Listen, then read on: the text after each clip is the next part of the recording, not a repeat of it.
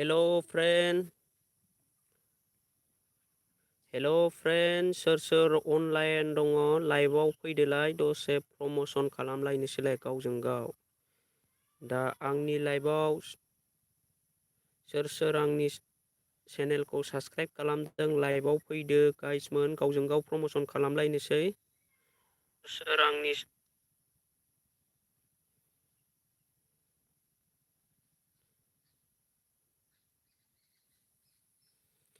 रिंखां Kristen hello sir hello लाइभआव फैदोलाय ब्रमोन गावजों गाव promotion खालामसैलाय दसे।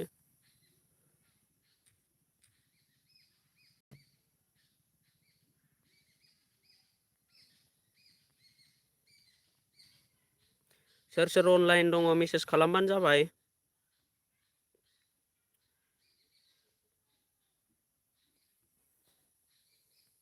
रावनावबो नटिफिकेसन थाङाखै नामा ब्र? रिंखां क्रिस्टन सोरना साबस्क्राइबारा बेसेबां खमायखो? आंनाबो खमायदों दिनै बिराद लस मोनदों आङो। साबस्क्राइबारा दिनै 6 जनसो खमब्रमोन। दा सोर आनसाबस्क्राइब खालामखादों ना मादों मिथिला, आंना बिराद साबस्क्राइब खमायदों दिनै।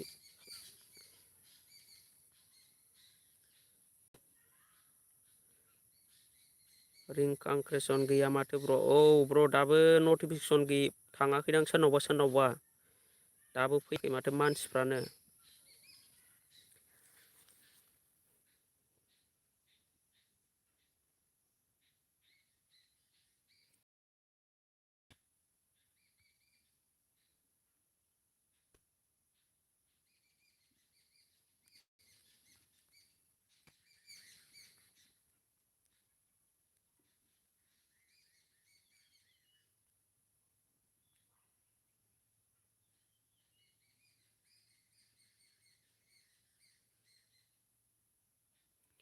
हेल' रिंखां क्रिस्टन ब्र, नोंना बेसेबां खमाया? आंना 390मोन 87ल'सै। लागाव ब्र मारै एथ' बुरजा खमायनाय नोंनालाय? बिदिथ' खमायनाङाना। 387 300 नोंनिया।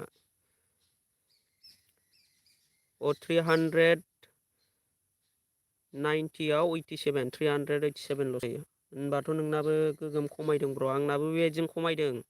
आंनाबो बिदिनो 10 जनसोआ खमायदों ब्र। दा मा होननो मोनथिया मा प्रब्लेम बेबा मानो खमायफिनो। बिदिनो बुजिबाय ब्र बुजिबाय।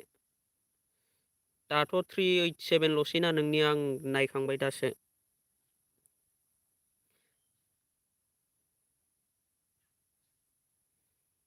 मा जाहोननि थाखाय खमायो ब्र आंबोथ' बारा मिथिया बेखौ। ना भिडिअ नायालासिनो डाइरेक्ट साबस्क्राइब खालामबासो खमायो ना मायोथाय। दा बयनाबो खमायदों जानांगौ, आंनाबो खमायदों गोगोम खमायदों आंनाबो। आरबि बड' अफिसियेल हाय ब्र, मा खालामदोंनो ब्र? लाइभआव फैलायबाय लाइभआव। दा सोर अनलाइन दङ लाइभआव फैलायबानो जाबाय बयबो। दिनैबो प्रमसन खालामलायनोसै सासेबाबो सानैबाबो जा मोनो गावजों गाव हेल्प होलायसैलाय। दा सोर फैयाखै लाइभआव फैबानो जाबाय आरो सेयार खालामनानै हो, जाहाथे लाइभआव बयबो ज' जानानै सासे सानैबाबो जोङो सानसेनि गेजेराव साबस्क्राइब बुथुमनो हायो ज'नो। आरबि बड' अफिसियेल ब्र, नोंनिया साबस्क्राइबारा खमायदोंना खमायाखै? हले जोंना बिराद खमायदों। सोरना 10 जन सोरनाबा 6 जन, आंना 8 जनसो खमायदों ब्रमोन। मा ओंख्रि जाखो ब्र? जोंना ओंख्रिया माबासो आरबि बड' अफिसियेल, आलुजों बोरमा बेदरजोंसोमोन जोंनि ओंख्रिया। दा नोंसिनालाय मा ओंख्रि? कमेन्ट खालामनानै खोन्थाहरबानो जाबाय नोंस्रा मा ओंख्रि जायामोन।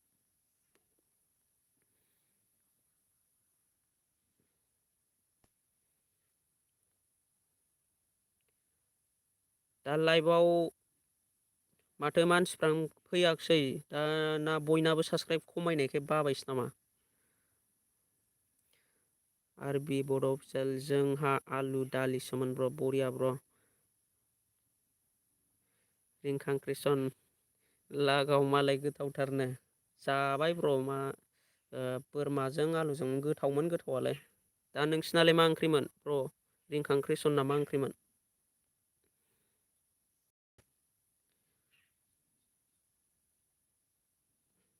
बि बड' अफिसियेल आरबि बड' अफिसियेल ब्रनाबो खमायदों होनबाथ' साब्रै नोंना साब्रैल' खमायबावदों जोंना आंना हले 8 जनसो खमायदों।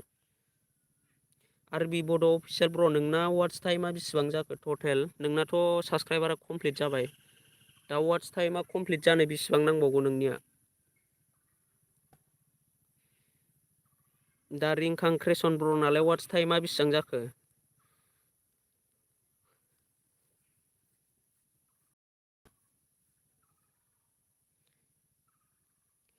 रिंखां क्रेसन जोंहाना बर'नि ओंख्रि सोलायनो मा ओंख्रिब्रा ब्र?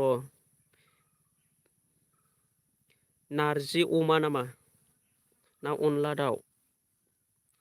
बिआर बड' साक्रेटर हाइ गुड इभिनिं ब्र गुड इभिनिं ब्र गुड इभिनिं। दा बयबो फैलायजोबदो दे जोंहा गावजों गाव दिनैबो सासेबाबो सानैबाबो प्रमसन खालामलायसै गावजों गाव। दा खमायफिनबाय थायो मा बुं बिराद खमायदों 8 जन 9 जनसो खमायदों आंनाबो। लाइमोन क्रेसन आंना 14 खमायदों फ्रेन्डजों खमायदों जोंनाबो बयनाबो खमायदों। बिनिखायनो जों दिनैबो बानायबावगोन सासेयानो जा सानैयानो जा साबसक्राइब सासे मोनबाबो सानै मोनबाबो जायो बिदिनो सानफ्रामबो एसे एसे। गैयालै दासो स्टार्ट जादों वाट्स टाइमा। आदसा अनला दाउ ओंख्रिया नोंसिना बरियालै ब्र। रिंखां क्रेसन ब्रना वाट्स टाइमा बेसेबां जाखो? अ माबाया आरबि बड' अफिसियेल ब्रना वाट्स टाइमा टटेल बेसेबां जाखो 4000 जानो थाखाय बेसेबां नांबावगौ?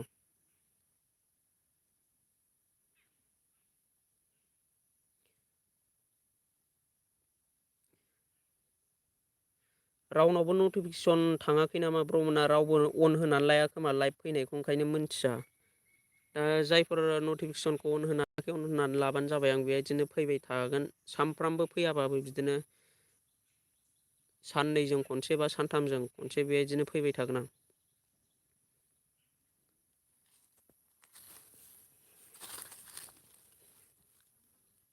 मा जाहोननि थाखाय खमायोथाय मोनखानाय साबसक्राइबार आनसाबसक्राइबसो खालामोथाय ब्रमोन मोनथिया दा आंनियाबो सोरबा सोरबा आनसाबसक्राइब लादों ना मादों बुंनो हाला ब्रमोन आंनाबो खमायदों बिराद दुखु मोनदों आङो आंना टटेल थांबायमोन 615सो थांबायमोन नै दा नोंसोरनो नायनो हागोन आंनि साबसक्राइबारा दा 615सो थांनायाव मासां 609ल'सै।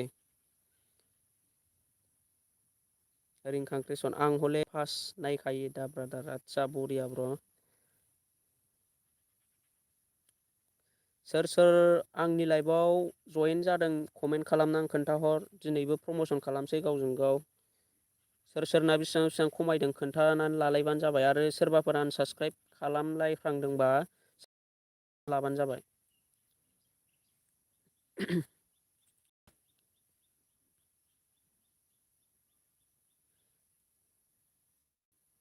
आरबि बड' अफिसियेल आंना वाट्स टाइमा 476 दासो। आंनिजों समानानो होनबालाय ब्र आंनाथ' नोंनि खमसिनबावसो आंनाबो बिदिनो 415 बेबायदियाव दङ दा। गैया वाट्स टाइमानो जाया रावबो फुल वाट्स खालामाबा मारै वाट्स टाइम जानो। फुल वाट्स खालामलायनांगौ ओंखायनो। एमडि वाट्सआप स्टेटास हाइ ब्र' हेल' ब्र' हेल' फैदोलाय बयबो फैदो लाइभआव। गावजों गाव प्रमसन खालामलायनोसै।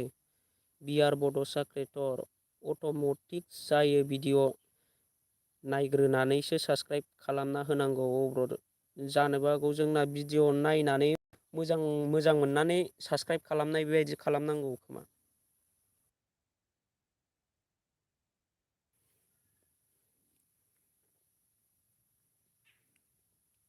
रिंखां क्रेसन लाइक हो आसोलफोर। औ ब्रमोन जायफोर लाइभआव फैदों आंनि लाइभखौबो लाइक होनानै होबानो जाबाय लोगोसे कमेन्ट खालाम जायफोर गोदानै फैदों दा प्रमसनखौ स्टार्ट खालामनोसै नामा आङो फार्स्टनिफ्राय लानोसै रिंखां क्रेसननि चेनेलखौ आङो लिंक होनानै होनोसै। सोरबाफोर जुदि आनसाबसक्राइब बानायफ्रांदोंबा साबसक्राइब बानायनानै लाफिनबानो जाबाय ब्र'नि चेनेलखौ। दाथ' जोंहा ब्र'जों आंजों अलरेडि साबसक्राइबारखा दा आं बिनि लिंकखौ होना होनोसै ब्र'नि लिंकखौ जायफोर साबसक्राइब बानायाखै साबसक्राइब खालामनानै लाबानो जाबाय। रिंखां क्रेसन ब्र' बरिया बरिया स्टेटास भिडिअ खालामो ब्र'आ। दा जायफोर साबसक्राइब खालामाखै साबसक्राइब खालामनानै लादो रिंखां क्रेसन ब्र'नि चेनेलखौ। आङो लिंक होनानै होबाय डिसक्रिपसनाव जों बिदिनो सासे सानै मोनबाबो थैयो ब्र बारा खालामोबा आनसाबस्क्राइब जायो खोमा दा जों खालामलाय बारा साबस्क्राइब टु साबस्क्राइब लालायोब्ला हारसिंनो अट'मेटिक आनसाबस्क्राइबबो जायो जानो हागौ दा जायफोर आनसाबस्क्राइब बा सोरबाफोरना साबस्क्राइब जायाखैब्ला साबस्क्राइब खालामनानै लाफिनदो रिंखां कृष्ण ब्र'नि चेनेलखौ डिसक्रिपसनाव लिंक होनानै दोनदों थांनानै साबस्क्राइब खालामनानै फैदो सापर्ट खालामनानै ब्र'नि चेनेलखौ 387 390 खालामनानै होफिनदो ब्र'ना बिराद आनसाबस्क्राइब जाफिनदों लाइभआव सोरबाफोर गोदानै जइन जादोंबा मेसेज खालामनानै खोन्थाहर डिसक्रिपसनाव लिंक होनानै दोनबाय रिंखां कृष्ण ब्र'नि चेनेलखौ जायफोर साबस्क्राइब खालामाखै साबस्क्राइब खालामनानै फैबानो जाबाय एमडि वाट्सएप स्टेटासना बेसेबां खमाया ब्र'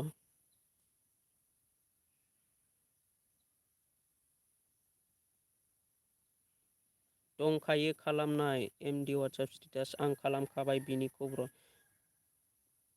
दाथ' जोंना बयबो साबस्क्राइब खालामनानै लालायखादोंब्ला मा खारननि थाखायथो खमायो ना गोदान गोदान लाइभआव फैनाय मानसिफ्रासो आनसाबस्क्राइब खालामनानै लायो नामा बुजिनो मोनला ब्र' आंनाबो खमायदों साबस्क्राइबारा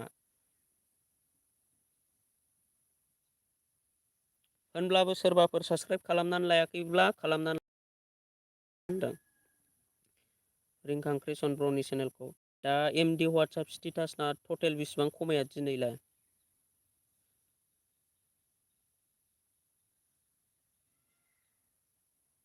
आंना 60 जाबायमोन दा 40 लसो आयै बिराद खमायबाय होनबा ब्र'निया बांसिन खमायदों होनबा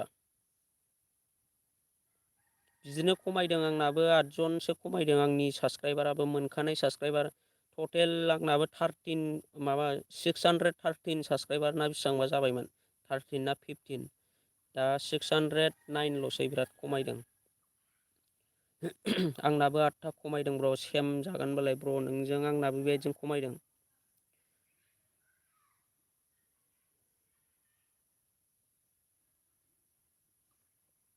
दानिया आङो रिंखां बड' अफिसियेल आरबि बड' अफिसियेल ब्र'नि चेनेलखौ लिंक होनानै होनोसै जायफोर साबस्क्राइब खालामाखै साबस्क्राइब खालामनानै लाबानो जाबाय दा ब्र'नाथ' अलरेडि 1K साबस्क्राइबार होनब्लाबो जायफोर साबस्क्राइब खालामाखै साबस्क्राइब खालामनानै लादो आङो लिंक होनानै होनोसै सोरबाफोर आंनि लाइभआव गोदानै फैदोंब्ला साबस्क्राइब खालामनानै होबानो जाबाय सापर्ट होबानो जाबाय आंना भिउआ इउटुब लोगोफोर नायालै बारा सार्चआवसो भिउ थाङो आंना एसेनो मारै होनदों रिंखां कृष्ण ब्र' आंना भिउआ इउटुब आंना भिउआ इउटुब लोगोफोर नायालै बारा सार्चआवसो भिउ थाङो आंना एसे होनबाथ' बरिया ब्र' नोंनिखौ जुदि भिउवार लोगोफ्रा सार्च खालामनानै नायोब्ला नोङो आरामसे साबस्क्राइबार मोनगोन मोजां मोनोब्ला नोंनि चेनेलखौ आरामसे साबस्क्राइब खालामनानै होगोन दा सोरनि भिडिअ'आ साबस्क्राइब खालामनानै सार्चिं खालामनानै सोरनि भिडिअ'आ फैयो गावनो टेस्ट खालामनानै नायनांगौ बेखौ जेनेबा भिडिअ आपल'ड होबाय भिडिअ'नि टाइटेलखौ नोङो सार्च खालामबा नों हगारनो नायनांगौ दा बरगयारि ब्लग खालामखानायसो ब्र' बरिया ब्र' दा जायफोर खालामाखै लिंक होना आं डिसक्रिपसनाव नोंथांमोना सापर्ट होबानो जाबाय दा नोंसोरो गाव गावनि भिडिअ'खौ सार्च लिस्टआव सार्च खालामनानै नायगोना नाया टेग होनानै लानांगौ टेग होबासो फैयो टेग होआबा नाया दा आंनाबो गासिबो भिडिअ'आनो सार्च खालामोबा फैजोबो दा नोंसोरबो नायनो हागोन आंनि भिडिअ'खौ साबस्क्राइबारखौ मारै दोनखुमायो आरो बिदिनो आंनि जेसेबांनाखि भिडिअ' दङ नोंसोरो सार्च खालामनानै नायलाय आंनि भिडिअ'आबो सार्च लिस्टआव फैगोन ना फैया जुदि फैयोब्ला जोंना बिदिजोंबो भिउ मोननो हायो सोरबा सार्च खालामोना जेनेबा साबस्क्राइबारखौ माबोरै हाइद खालायो सिगां समावथ' बेबायदि बिराद सार्च खालायोमोन आंनाबो बेबायदिनो भिउ फैदों अबेबा गाव गावनो बेखौ नायनानै लानांगौ जेनेबा सार्च खालामोबा भिडिअ'आ गावनि भिडिअ'आ सार्च लिस्टआव फैगोन ना फैया जुदि फैयोब्ला भिउ मोनो जोङो सोरबा मानसिफ्रा सार्च खालामनानै नायोना दा गाव गावनो नायनानै लानांगौ टाइटेल टेगफोरखौ मोजां होबानो फैयो जोंना बियो टाइटेल टेग डिसक्रिपसनफ्राव मोजां लिरबानो सार्च लिस्टआव फैजोबो बयनि भिडिअ'आ।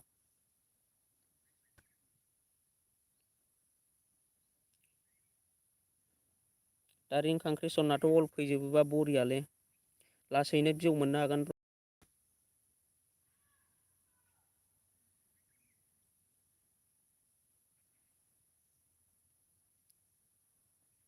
दा जायफोर सापर्ट खालामाखै आरबि बड' अफिसियेलनि चेनेलखौ साबसक्राइब खालामनानै फैदो ब्रमोन, आरो सोर सोरना साबसक्राइब खालामखानाय खोन्थाहरबानो जाबाय कमेन्टआव। बड' खोरोम हाय हेल' ब्र', लाइभआव जाय जाय फैयाखै लाइभआव फैजोबदो, दिनैबो प्रमसन खालामलायनोसै बयबो।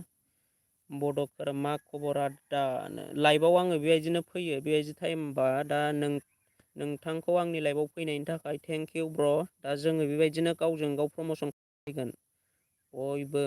बयनिबो लिंकखौ आं होना होगोन डिसक्रिपसनाव, नोंथांमोना सापर्ट होलायबानो जाबाय।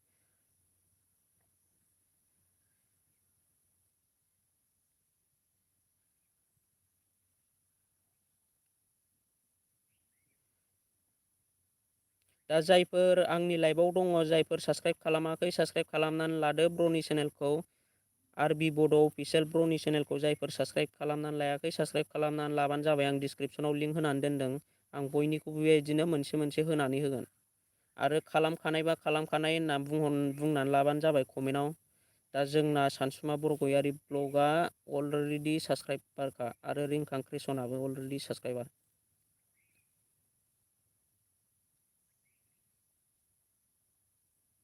दानिया आङो नेक्स्ट होनानै होनोसै आरबि बड' बिआर बड'सा क्रियेटरनि चेनेलखौ आङो लिंक होना होनोसै, बिआर बड'सा क्रियेटर इउटुब चेनेलखौ। नै ब्र'आ भिडिअ मोनसे हगारदों दासो।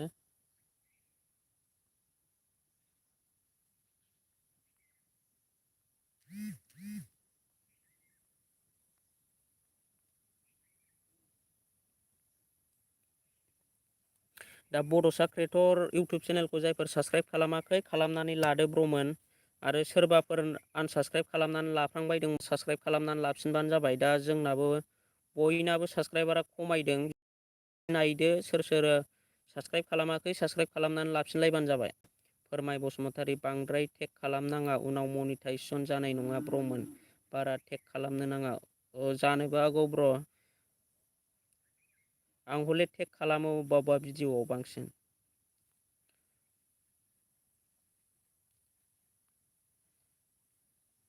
मनिटाइजेसन जानो गोब्राब जायो जाहैदों बारा टेग खालामबा। टेग खालामोब्ला बैदिखौ टेग खालामनांगौ, जेनेबा भिडिअआ मा रिलेटेड, जेनेबा मानि सायाव भिडिअ बानायदों बेखौ टेग खालामबाय। जेनेबा ब्लग भिडिअ अबावबा जायगायाव बेरायनो थांबाय, जेनेबा बे जायगानि नामखौ टेग खालामनानै होबानो जाबाय डिसक्रिपसनफ्राव।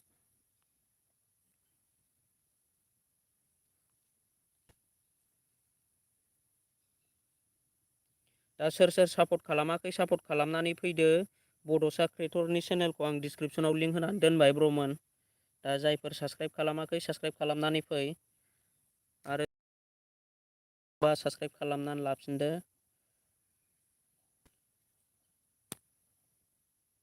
बिआर बड'सा क्रियेटर इउटुब चेनेलखौ जायफोर सापर्ट खालामाखै सापर्ट खालामनानै फैदो। बड' खोरोमा आरबिनिखौ खालामबाय, बरिया ब्र'। नोंनिखौबो आङो डिसक्रिपसन सिङाव होना होगोन, जायफोर नोंनि चेनेलखौ साबसक्राइब खालामाखै आङो लिंक होनानै होगोन, नोंबो लाइभआव थाबाय था। दा आं लायेनै बेबायदिनो बयनिखौबो होना होगोन। सोर सोर खालामदों कमेन्ट खालामनानै खोन्थाहर दे। सरि बिसोनो जिएम बड' हाय मा खबर ब्र', हाय ब्र' मा खबर ब्र', लाइभ फैदों लाइभ। दा जोङो बेबायदिनो प्रमसन खालामलायगोन, आङो दा बयनिबो चेनेलखौ प्रमसन खालामनानै होगोन। नोंथांमोना सापर्ट होलायबानो जाबाय गावजों गाव बर'जों बर'। दा आङो बयनिबो चेनेलखौ डिसक्रिपसनाव लिंक होनानै होयो, नोंसोरो सापर्ट खालामलायबानो जाबाय। दा आं नोंनिखौबो होनानै होगोन, जायफोर गोदानै फैदों कमेन्ट खालामनानै खोन्थाहरबानो जाबाय। दा आं बयनिबो चेनेलखौ समानै साबसक्राइब खालामनो थिनगोन आरोखि, नोंसोर सापर्टल' होनांगौ। ब्र' बिदिखौ बहा होयो लाइभखौ, बड' खोरोम ब्र' बिदिखौ बहा होयो लाइभखौ। मा होनदों ब्र' बुजियाखिसै, लाइभ लाइभ फैनो नामा नोंबो लाइभ फैनो लुगैदों नामा? लाइभ फैनो गोरलैसो जोंना लाइभ अपसना माबायावनो थाखायो गेजेर प्लास आइकनाव।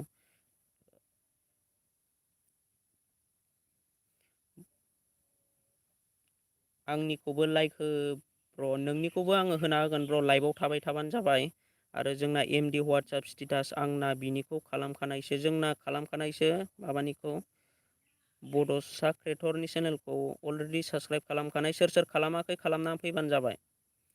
बड' खोरोममानि नों बायदि सेम लाइफ आदसा आं बायदि फैनोब्ला आङो गोरलैथार ब्र' बियो लाइभ फैनो माने उइदाउट आङो लाइभ फैदों दा बेयाव अपसन थाखायो मोनसे अपसन थाखायो बेयाव खालामबानो जायो गोजौआव। फोरमाय बसुमतारी बड' खोरोम नों वाट्सएप स्टेटाससो होयो बेखायनो जायाखैदां ब्र' इउ ब्र' मिन्थिगोन आदसा आं मेरला भिडिअ दङ हिन्दीनि माबा लाइभ फैनाय जेनेबा उइदाउट फेस लाइभ फैनाया। दा जायफोर सापर्ट खालामाखै सापर्ट खालामनानै फैदो बड'सा क्रिएटरनि चेनेलखौ डिसक्रिपसनाव लिंक होनानै दोनदों। ब्र'मोन गावजों गाव सापर्ट होलायदो एसे आरो जोंना बिराद आनसाबस्क्राइब जाफिनदों मानसिफोरना। दा सोरबाफोर आनसाबस्क्राइब खालामबायदोंब्ला साबसक्राइब खालामनानै लाफिनदो। आरो लोगोसे आंनि लाइभखौबो लाइक होनानै हो। आरो गोदानै फैदोंबा कमेन्ट खालाम। दानिया आङो एमडि वाट्सएप स्टेटास ब्र'नि चेनेलखौ भिजिट खालामनानै नायनोसै एमडि वाट्सएप स्टेटासनिखौ। दा टटेल 48 साबसक्राइबार जानानै दङ बेनाबो 50सो थांबायमोन खमायलांला जोब्बाय बेनाबो दा जोंना बयनाबो साबसक्राइबारा खमायदों मा जानो थाखाय खमायदों जायफोर आनसाबस्क्राइब बानायदोंबा साबसक्राइब खालामनानै लाफिनबानो जाबाय।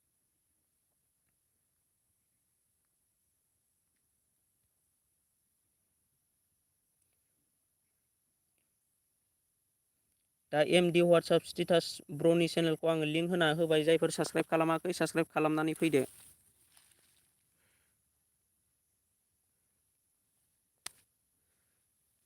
जिएम बड' नोंनिखौबो होगोन ब्र' नोंथाङा लाइभआव थाथ' दसे आं लाइनै होगोन। दा सोर साबसक्राइब खालामाखै एमडि वाट्सएप स्टेटास ब्र'नि चेनेलखौ साबसक्राइब खालामनानै फैदो डिसक्रिपसनाव लिंक होनानै दोनदों। आंनि लाइभआव सोर दङ सापर्ट होलायबानो जाबाय गावजों गाव बर'जों बर'। आरो साबसक्राइब खालामखाबायबा दान लिरहरबानो जाबाय आं साबसक्राइब खालामबाय बेदि कमेन्ट खालामना खोन्थाहरबानो जाबाय। जायफोर साबसक्राइब खालामाखै साबसक्राइब खालामनानै होदो ब्र'मोन माथो दिनै रावबो सापर्टखौनो खालामलायाखिसै। सापर्ट खालामनानै फैदो बयबो जायफोर साबसक्राइब खालामाखै साबसक्राइब खालामनानै फैदो आरो साबसक्राइब खालामखाबायबा कमेन्टआव खोन्थाहर।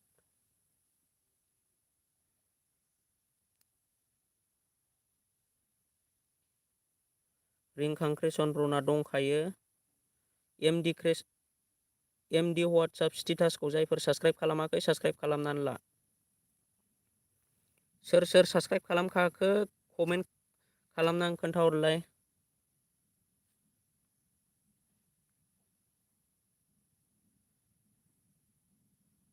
एबिसिडि ब्र' नै दासो आदसा ब्र' बरिया दासो आं लाइभ फैनाया बारा गोबाव जायाखै। दा लाइभआव फैदो जायफोर साबसक्राइब खालामाखै डिसक्रिपसनाव लिंक होनानै दोनदों थांनानै सापर्ट खालामनानै फैदो ब्र'नि चेनेलखौ।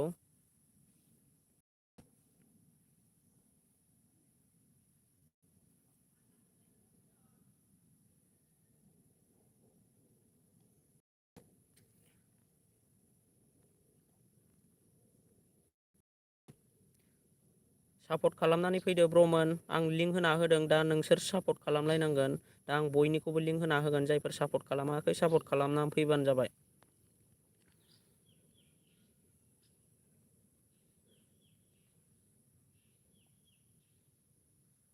सानसुमा बरगयारि ब्लगा रिंखां क्रेसननिखौ खालामखाबाय आरो सोर आङो डिसक्रिपसनाव लिंक होनानै दोनजोबदों जायफोर सापर्ट खालामाखै सापर्ट खालामनानै फैदो ब्र'नि चेनेलखौ एमडि वाट्सएप स्टेटास।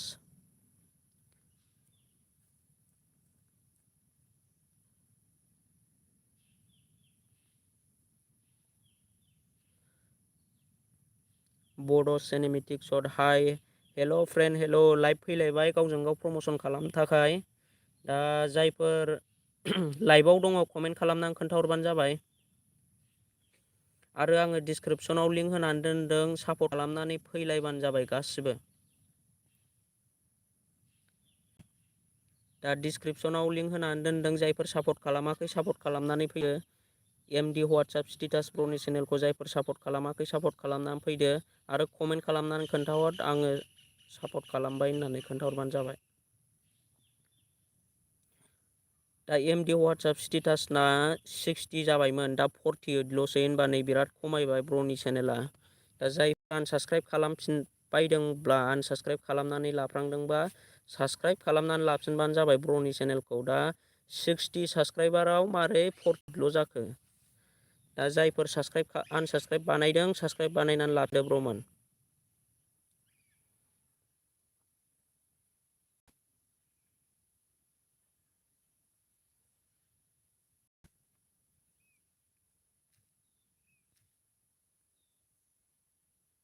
रावबो सापर्टखौनो होनाय मोनाखिसै आं दिनै।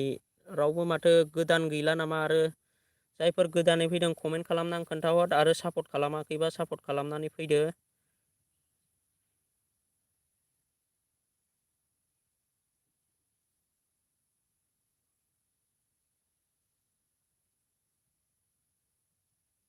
सानसुमा बरगयारि ब्लगआ थांखो ना माखो? ब्र'आ सानसुमा बरगयारि ब्लग, ब्र'आ लाइभआव दङब्ला कमेन्ट खालामनानै खोन्थाहर।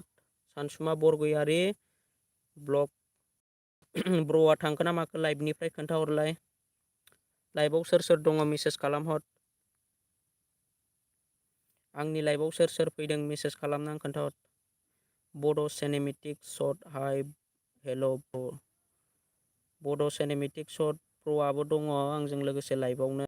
सोर सोर आंनि लाइभआव दङ कमेन्ट खालामनानै खोन्थाहर। लोगोसे सानसुमा बरगयारि ब्लगआ आंनि लाइभनिफ्राय थांखो ना माखो कमेन्ट खालामनानै खोन्थाहर। टेक्न' बर', आं दासो सम मोनदोंलै ब्र'। आदसा ब्र', नोंथ' भिडिअ हगारखांबायना? दा भिडिअ हगारनायखाय सम मोनाखै होननो हागौमोन नोङो। आंबो बारा गोबाव जायाखै लाइभ फैनाया, दासो फैखादों। लिंक होदो ब्र'। आदसा र' नोंनिखौबो होगोन, दसे वेट खालाम, नेथ'। लोगोसे सापर्ट खालामलाय। लिंक होनानैल' जायाना, गावजों गाव सापर्टबो खालामलायनांगोन। लोगोसे सापर्ट खालामनायजों लोगोसे जों बयबो समानै रानलायनानै सापर्ट खालामलायबानो जाबाय आरोखि। उदांसार ब्रह्म, हेल' ब्र', हेल', लाइभआव फैलायबाय। दा सोर सोर आंनि लाइभआव गोदानै जयेन जादों कमेन्ट खालामनानै खोन्थाहर लाइभआव। दानिया आङो नेक्स्ट होनोसै आङो दानिया। जिएम बड' ब्र'खौनो होनोसै आङो। जिएम बड' ब्र'नि चेनेला अलरेडि 1K साबस्क्राइबारखा। दा जायफोर साबस्क्राइब खालामाखै ब्र'नि चेनेलखौ साबस्क्राइब खालामनानै होबानो जाबाय। दा आङो बिनि लिंकखौ डिसक्रिपसनाव होनानै होनोसै ब्र'नि चेनेलखौ।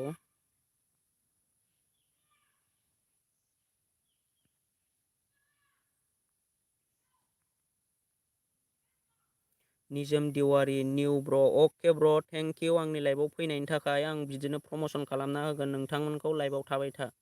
दा जायफोर सापर्ट खालामाखै, आङो डिसक्रिपसनाव लिंक होनानै दोनदों।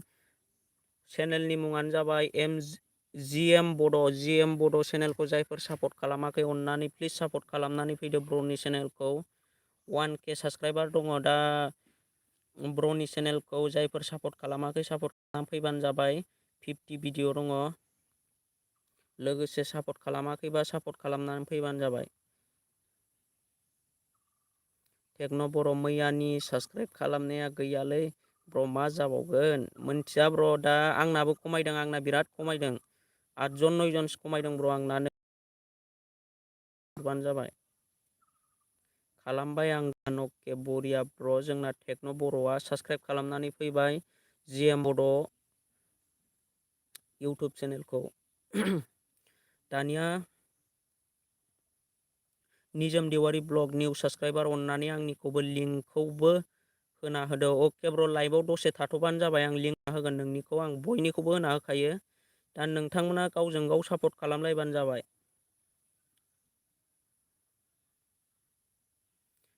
बड' खोरोम फोरमाय बसुमतारी ब्र'आ मा लिरहरदों जोंना बड' खोरोम थांबाय नामा नों बिदि कन्टेन्टजों मनिटाइज खालामनो हानाय नङा ब्र' नों बेलेग भिडिअ होनो नाजादो आरो बिदिनो होनोबा नन कपिराइट मिउजिक खालाम ब्र'। आदसा फोरमाय बसुमतारी ब्र'आ माबाखौ होनदों बड' खोरोमखौ। दा नोंसोरो मिथिलायसिगौ ब्र'। बड' खोरोम ब्र'आ आंनि लाइफआव दंना गैलाथाय। उदांसार ब्रह्म गासिबो खमायजोब्बायसो माथो मैयाना। मोनथिया ब्र' आंनाबो खमायनानै दङ। खमायब्लाबो होनबाबो सासे सानै मोनबाबो सानसेयाव एसेब्लाबो सापर्ट मोननाय जायो ब्र'मोन। दा जायफोर सापर्ट खालामाखै जायफोर आनसाबस्क्राइब बायदोंब्ला अननानै साबस्क्राइब खालामनानै लालायफिनबानो जाबाय। आंनि वाट्सएप स्टेटास आंबो खालामबाय ब्र'। आदसा जोंना नैबे जिएम बड'खौ खालामनानै होबाय दे एमडि वाट्सएप स्टेटासआ। आरो टेक्न' बर'आबो खालामना होबाय टेक्न' बर' लोगोसे एमडि वाट्सएप स्टेटास बर'आबो खालामना होबाय जिएम बड'निखौ। दा जिएम बड' ब्र' आंनि लाइफआव दङब्ला बेक साबसक्राइबार खालामना होबानो जाबाय।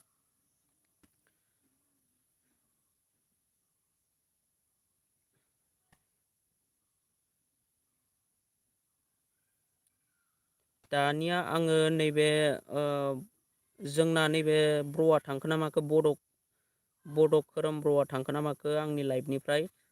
जुदि लाइभआव दङ मेसेज खालामनानै खोन्थाहरबानो जाबाय। कड टेक्स मि कड। आदसा ब्र' आं कड होनोसै होनबा कड होब्लाबो साबसिन जागोनदां ना ब्र'मोन ना मा होनो नोंसिनि साननायसो। जुदि कड होनांगौबा आङो कडखौनो होनानै होनोसै।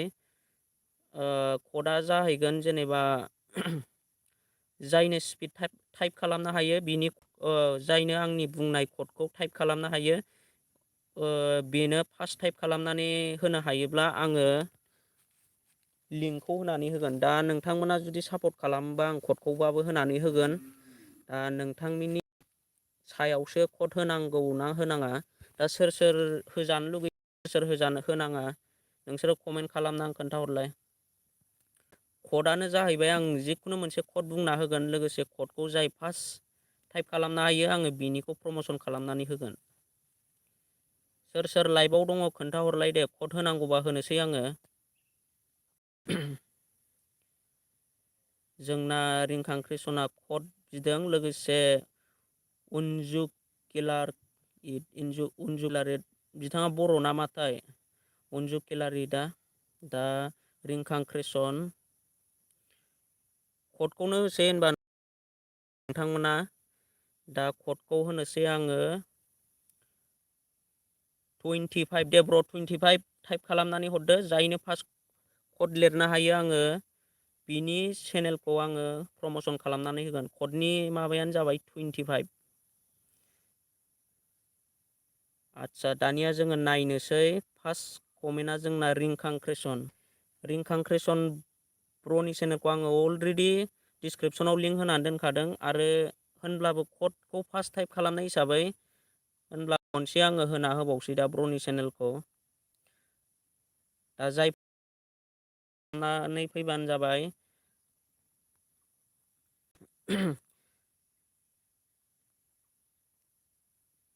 ब्र'नि चेनेलखौ जायफोर सापर्ट खालामाखै सापर्ट खालामनानै फैदो।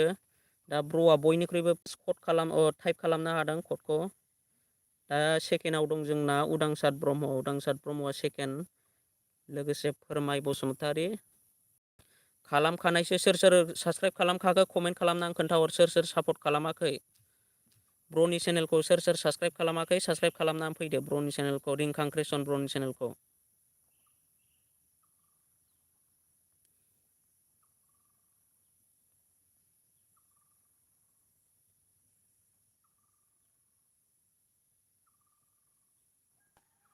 उइनार 033 पस्ट खालामबाय कमिउनिटि टाबाव।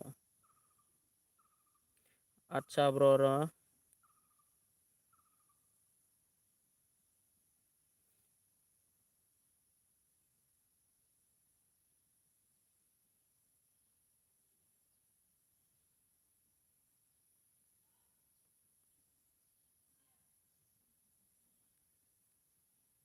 दा जायफोर सापर्ट खालामा सापर्ट खालामनानै होदो ब्र'नि चेनेलखौ रिंखां क्रिसना साबस्क्राइब खालामखानायसो जोंना निजोम दिवारि ब्लगाबो साबस्क्राइब खालामनानै फैखानाय। दा आङो नेक्स्ट कड होनो रेडि खालामफिनसै दे, नोंथांमोना रेडि जानानै थाबानो जाबाय।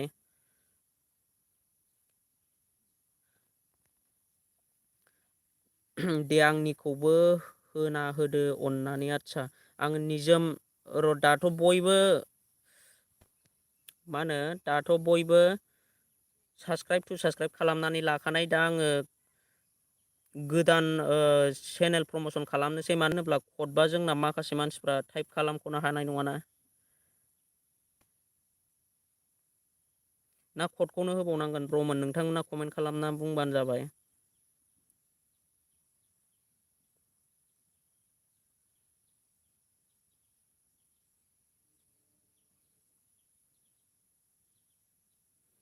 दा निजोम देवारि ब्लग चेनेलखौ आङो भिजिट खालामबाय। नै ब्र'ना दा दङ टटेल 346 साबस्क्राइबार, 27 भिडिअ आपल'ड होबाय। दा ब्र'नि चेनेलखौ जायफोर सापर्ट खालामाखै सापर्ट खालामनानै फैबानो जाबाय। कद होला आङो ब्र'मोन।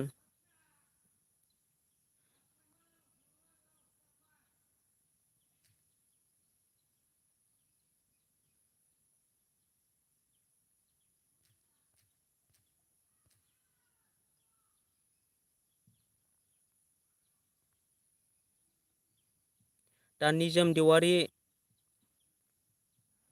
कद होथ'वाबाबो जासिगोन ब्र'। औ ब्र', आंबो बेखौनो सानदों, ओंखायनो कदखौ होथ'वाखिसै आङो। माने माखासे मानसिफ्रा जेनेबा गोदानै फैनायफ्रा कदखौ होस्लाबनो हानाय नङा, बिनिखायनो आङो कदखौ बाथ'दों आंबो। दा जाय सापर्ट खालामाखै निजोम देवारि ब्लगनि चेनेलखौ सापर्ट खालामनानै फैदो ब्र'मोन। दा टटेल साबस्क्राइबार दङ निजोम देवारि ब्लगना 346, नानै 350 साबस्क्राइबार खालामनानै होदो ब्र'नि चेनेलखौ। 349 साबस्क्राइबार जानानै होबाय। दा टारगेट कमप्लिट जानो सासे नांबावगौ। सोरबाफोर सापर्ट खालामाखैबा सापर्ट खालामनानै फैदो ब्र'नि चेनेलखौ। खालामबाय आं आंनिखौ होदोलाय, फाय होगोन ब्र'। रिंखां क्रिसना अलरेडि दंखायो खालामनाय। निजोम नोंबो आंनिखौ खालामदो। औ जोंना नैबे उदांसार ब्रह्मआबो खालामबाय। दानिया निजोम देवारि ब्लग ब्र'आ बेक साबस्क्राइबार खालामनानै होफिनबानो जाबाय, खालामदों। जोंना फोरमाय बसुमतारियाबो दान जाबाय, साबस्क्राइब खालामखाबाय अलरेडि। दा सोर सोर खालामनांगौ दंबावोब्ला खालामनानै फैदो। अके, 350 साबस्क्राइबार जाबाय ब्र'ना। निजोम देवारि ब्र'नि चेनेला 350 साबस्क्राइबार जाबाय। आरो सोरबाफोर साबस्क्राइब खालामनांगौ दंबावोब्ला साबस्क्राइब खालामनानै फैदो, डिसक्रिपसनाव लिंक होनानै दोनखादों। सापर्ट खालामलायदो गावजों गाव। लोगोसे आंनि लाइभखौबो लाइक होनानै हो ब्र'मोन, लाइक। आरो गोदानै जयेन जादोंब्ला कमेन्ट खालामनानै खोन्थाहरदो। जोंना फोरमाय बसुमतारि ब्र'आबो दान खालामबाय। लोगोसे उदांसार ब्रह्मआबो दान खालामबाय। निजोम देवारि ब्लग आंबो खालामजोबगोन गासिनिखौबो ब्र'मोन। अके, बरि। साबस्क्राइबार होफिनबानो जाबाय। दानिया आङो टेक्न' बर' ब्र'नि चेनेलखौ भिजिट खालामनानै होनोसै। टेक्न' बर'नि चेनेलखौ आङो डिसक्रिपसनाव होनानै होसैलाय। जायफोर सापर्ट खालामाखै सापर्ट खालामनानै फैबानो जाबाय ब्र'नि चेनेलखौ।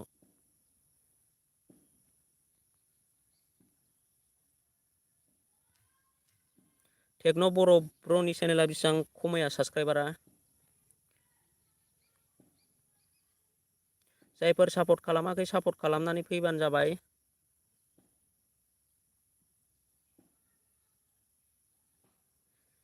रिंखां क्रिसन कदखौसो बेस्ट मोनो आंनो। ब्र' नोङो स्पिड होथारो माथो कद होनबाथाय। दा जोंना माखासे मानसिफ्रा थालांगोन, बिदिब्ला कद होयोब्ला थालांगोन।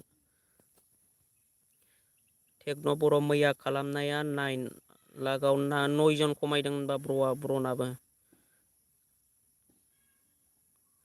रेडि आं साबस्क्राइब खालामनो ब्र'मोन। जोंना नैबे निजोम देवारि ब्लगआ दा टेक्न' बर' ब्र'नि चेनेलखौ साबस्क्राइब खालामाखैबा साबस्क्राइब खालामनानै फैदो। टेक्न' ब्र' आं नोंनिखौ खालामखानायसो। उदांसार ब्रह्मआ जोंना अलरेडि साबस्क्राइबार खालामखानायसो मैयानो। सोर खालामाखै आङो डिसक्रिपसनाव लिंक होनानै दोनबाय। दा निजोम देवारि ब्लग ब्र'आबो एबा साबस्क्राइब खालामना होबानो जाबाय ब्र'नि चेनेलखौ।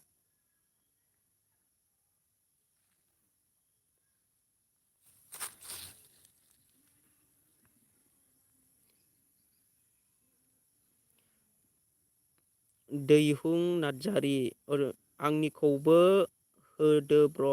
होगोन ब्र'। दा लाइभआव सोर फैदों कमेन्ट खालामनानै खोन्थाहर। बयनिखौबो साबस्क्राइब होगोन आङो।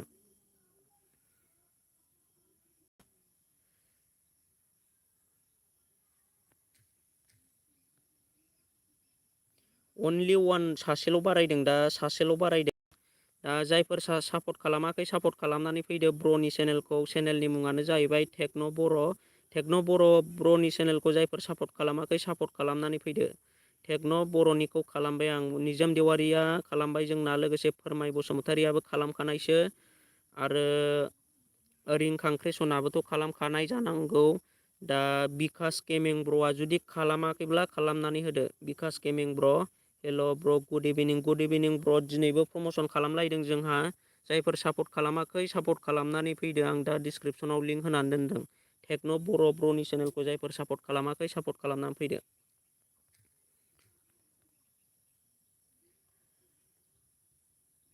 दा ब्र'आ 79 साबस्क्राइबार मोननो हाबाय। लोगोसे भिडिअखौ 15था हगारबाय बियो।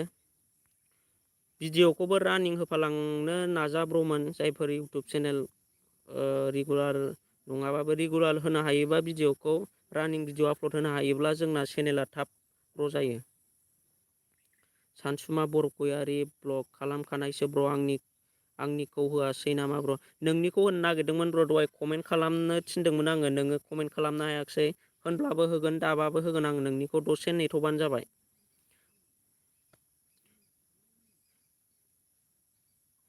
जोंना निजोम देवारि ब्लगआ साबस्क्राइब खालामनानै फैबाय। लोगोसे जायफोर साबस्क्राइब खालामनांगौ जाबाय।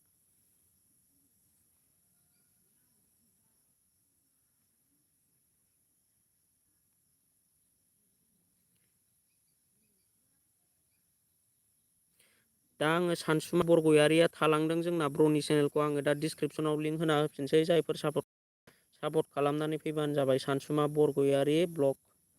दा आङो डिसक्रिपसनाव होनानै होगोन ब्र'नि चेनेलखौ। जायफोर सापर्ट खालामाखै सापर्ट खालामनानै फैबानो जाबाय। बिकास गेमिंआ खालामनानै फैबाय जोंना टेक्न' बर'खौ। दानिया आङो गोदान डिसक्रिपसन होनानै दोनदों। जायफोर सापर्ट खालामाखै सापर्ट खालामनानै फैदो। आरो लोगोसे आंनि लाइभखौबो लाइक हो। लोगोसे जायफोर साबस्क्राइब खालामनो बावदों अननानै साबस्क्राइब खालामनानै लादो। आं बेबायदिनो लाइभ भिडिअ फैबाय थागोन। दा नोंसोरो प्रमसन सापर्ट होलायबानो जाबाय गावजों गाव। जोंना जेएम बड' ब्र'आबो खालामनानै होबाय टेक्न' बर'खौ। दा सोरबाफोर सापर्ट खालामाखैबा सापर्ट खालामनानै फैदो। दानिया आङो गोदान लिंक होनानै होदों डिसक्रिपसनाव। सानसुमा बरगयारि ब्लग इउटुब चेनेलखौ जायफोर सापर्ट खालामाखै सापर्ट खालामनानै फैदो। आं अट' सालायदोंमोन ब्र'। आदसा बरिया ब्र'। दा आं नोंनि लिंकखौ होना होदों। जायफोर सापर्ट खालामाखै सापर्ट खालामनानै फैदो ब्र'नि चेनेलखौ। 67 साबस्क्राइबारल'। 40 भिडिअ आपल'ड होबाय ब्र'आ। 70 थादों आं ब्र'निखौ। जायफोर गोदानै फैदों सापर्ट खालामनानै फैदो। ब्लेक 444 मालै बेलाय आं दासो ब्र'। जोंहा लाइभ होनानै गावजों गाव प्रमसन खालामदों। नोंथाङाबो जुदि इउटुब चेनेल दङब्ला नोंथांनिखौबो प्रमसन खालामगोन। दा लाइभआव नोंथाङाबो थाबाय था प्रमसन खालामनांगौब्ला। बिकास गेमिं आं खालामबाय। जोंना बिकास गेमिं ब्र'आबो खालामनानै होबाय सानसुमा बरगयारि ब्लगनि इउटुब चेनेलखौ। दा सोरबाफोर खालामनांगौ दंबावोब्ला खालामनानै होदो। डिसक्रिपसनाव लिंक होनानै दोनदों।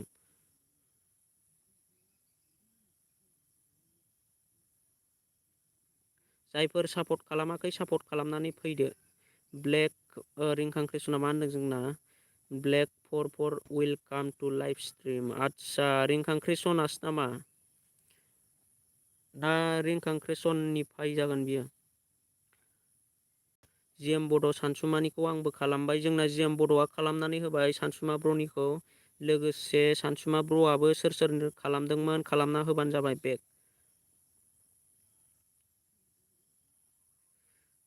आंनि बाय दं दाबो खालामाखै आंनिखौ दैहुं नार्जारि ब्र'आ होनहरबाय जोंना।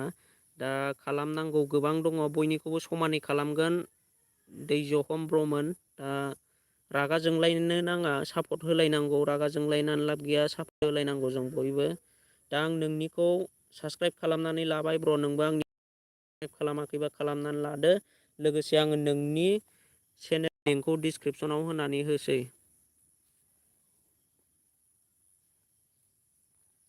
दा जोंना नैबे आङो दा लिंक होनानै होदों दैहुं नार्जारि इउटुब चेनेलखौ आङो लिंक होनानै होबाय। जायफोर आंनि साबसक्राइबार लोगोफोर अननानै दैहुं नार्जारि ब्र'नि चेनेलखौ साबसक्राइब खालामनानै होदो। दा ब्र'ना साबसक्राइबारा दङ टटेल 356 अननानै 365 साबसक्राइब खालामनानै हो 365 60 साबसक्राइबार जाबाय दे बरिया। दा सोरबाफोर सापर्ट खालामनांगौबा खालामबावदो। 365 टारगेट लादों अननानै टारगेटखौ कमप्लिट खालामनानै होदो ब्र'नि चेनेलखौ। दा लाइभआव सोर गोदानै फैदों अननानै दैहुं नार्जारि ब्र'नि इउटुब चेनेलखौ सापर्ट खालामनानै फैदो। 361 साबसक्राइबार जाबाय आरो साबसक्राइब खालामबाथाय रावबो आनसाबसक्राइब खालामनाङा जोंना पारमानेन्ट साबसक्राइब थानांगौ पारमानेन्ट लोगो जानांगौ जोङो बयबो इउटुबारजों इउटुबार। दानिया 362 अनलि साथाम नांगौ साथाम सोरबाफोर खालामाखैबा खालामनानै फैदो। दैहुं नार्जारि इउटुब चेनेलखौ जायफोर सापर्ट खालामाखै सापर्ट खालामनानै फैदो डिसक्रिपसनाव लिंक होनानै दोनदों।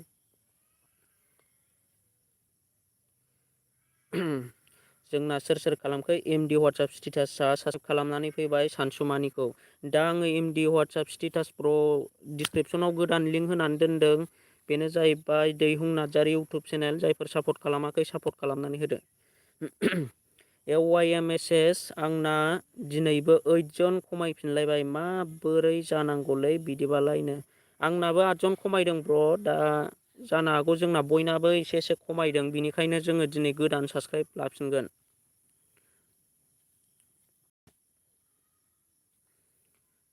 दैहुं नार्जारि ब्र'नि चेनेलखौ जायफोर सापर्ट खालामाखै सापर्ट खालामनानै फैदो।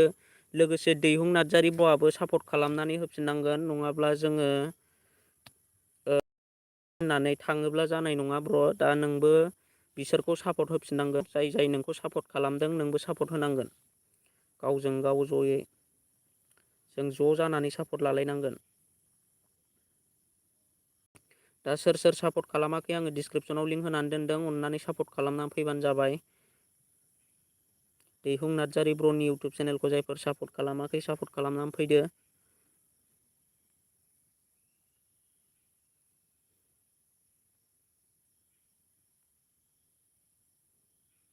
दा सोर सापर्ट खालामखो दैहुं नार्जारि ब्र'खौ सोर सापर्ट खालामनानै फैखो कमेन्टआव दान लिरहरलाय। सोर अनलाइन दङ दान लिरहर कमेन्टआव सोर सापर्ट खालामनानै फैखो लाइभनिफ्राय आंनि लाइभनिफ्राय। उदांसार ब्रह्म नुबानो खालामखायो आं गासिखौबो एखे बरिया बिदिनो जानांगौ ब्र' सापर्ट होलायनांगौ। र' जोंना उदांसार ब्रह्मआ खालामबाय लोगोसे जिएम बड'आबो खालामबाय। सानसुमा बरगयारि खालामबाय निजोम देवारि बेबो दान आरो ब्लेक 44 बेबो दान एम एस बड' 4K आदा दान अके बरिया एम एस बड' 4Kआबो आंनि लाइफआव फैनायनि थाखाय दा टेक्न' बर' बेबो दान रनबा सासे सानै साथाम साब्रै साबा सय 7 जन साबसक्राइब खालामनानै होबाय जोंना दैहुं नार्जारि ब्र'नि चेनेलखौ। दा बेक साबसक्राइबार खालामनानै होफिनबानो जाबाय ब्र'आबो आरो सोरबाफोर खालामनांगौ दंबावोब्ला खालामदो ब्र'। लोगोसे आंनि लाइभखौबो लाइक होनानै हो आरो जायफोर साबसक्राइब खालामाखै साबसक्राइब खालामनानै ला आं बेबायदिनो लाइभ फैगोन नोंसिनि गेजेराव सापर्ट होलांबाय था नोंथांमोना। जायफोर सापर्ट खालामाखै सापर्ट खालामनानै होदो।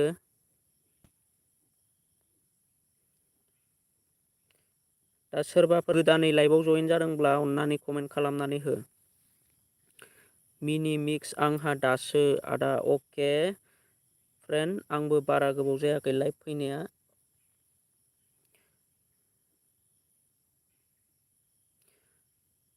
एमडि वाट्सएप स्टेटास आंना दाबो सासेबो बारायाखै ब्र'।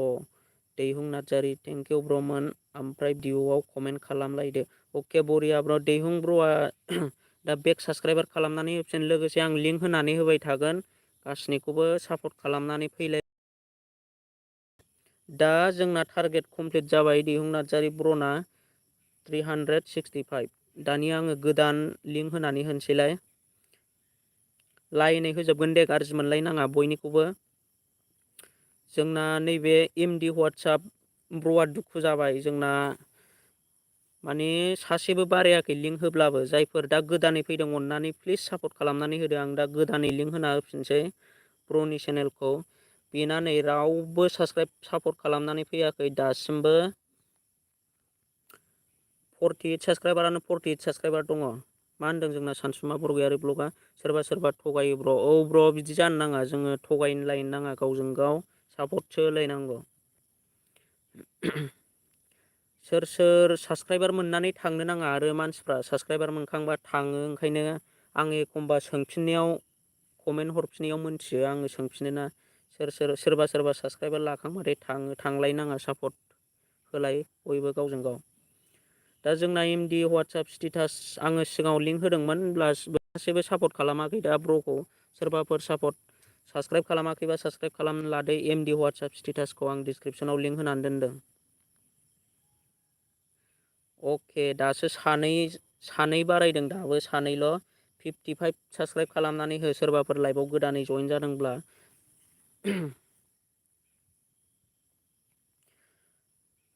एमडि वाट्सआप स्टेटास ब्र'नि चेनेलखौ होना हो, सापर्ट खालामनानै फैबानो जाबाय। आरो सोर सापर्ट खालामखो कमेन्टआव दान लिरहरबानो जाबाय। टेक्न' बर'आ अके बाय, दान जाबाय टेक्न' बर'आ। आरो सोरबाफोर खालामाखैबा खालामनानै होदो। एमडि वाट्सआप स्टेटास आं खालामबाय। अके, बरिया। निजोम देवारि ब्लग, थेंक इउ। सापर्ट होलायनांगौ गावजों गाव। गोबाव जालायबाय आं साबस्क्राइब खालामनाया। आं खालामखानायसो, बिनिखौ जोंना खालामखानायसो।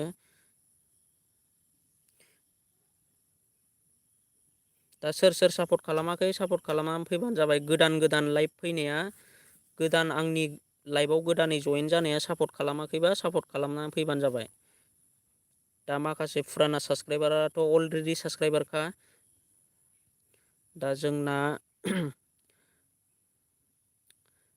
दा जोंना गोदानै फैदों ब्लेक 44आबो जोंना इउटुब चेनेला, आंनि लाइभआव गोदानै फैदों। दा नै ब्लेक 44आ जाहैबाय, बेना 1 साबस्क्राइबार आरो 0 भिडिअ'। दा ब्र'नि चेनेलखौ सापर्ट खालामनांगौना नाङा, ब्र'आ कमेन्ट खालामनानै खोन्थाहरबानो जाबाय।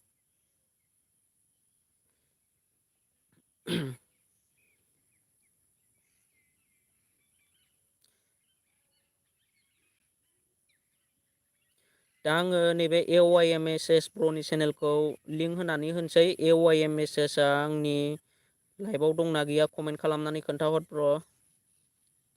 AYMSS ब्र'आ आंनि लाइभआव दंना गैया कमेन्ट खालामनानै खोन्थाहर। थांखो ना माखो आंनि लाइभनिफ्राय। दा आङो बिदिनो समानै होना होजोबगोन। नोंथांमोना नेथ'बानो जाबाय। जायफोर लिंक होजायाखै आङो उनावबाबो होगोन।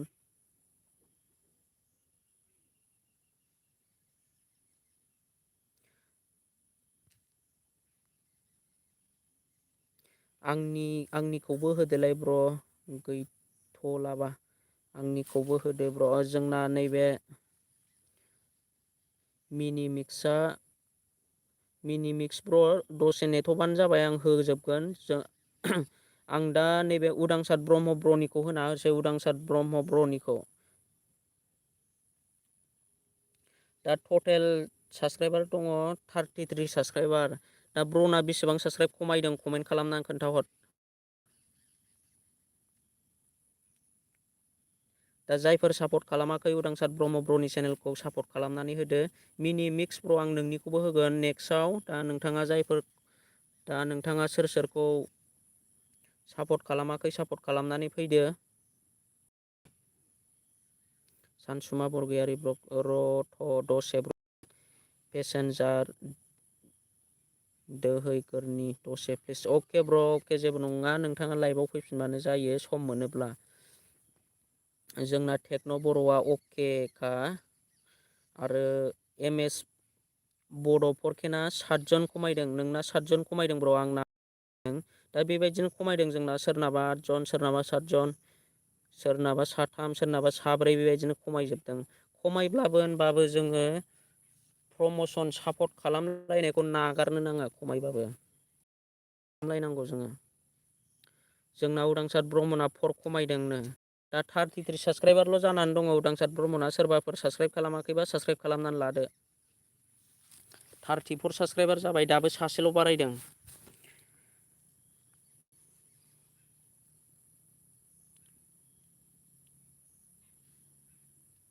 जायफोर सापर्ट खालामाखै सापर्ट खालामनानै फैदो। टेक्न' बर'आ खालामबाय ब्र'आ। उदांसार ब्रह्मनिखौ आं खालामबाय ब्र'। जोंना 2 खालामबाय। सोरबाफोर गोदानै फैदोंब्ला खालामना होदो।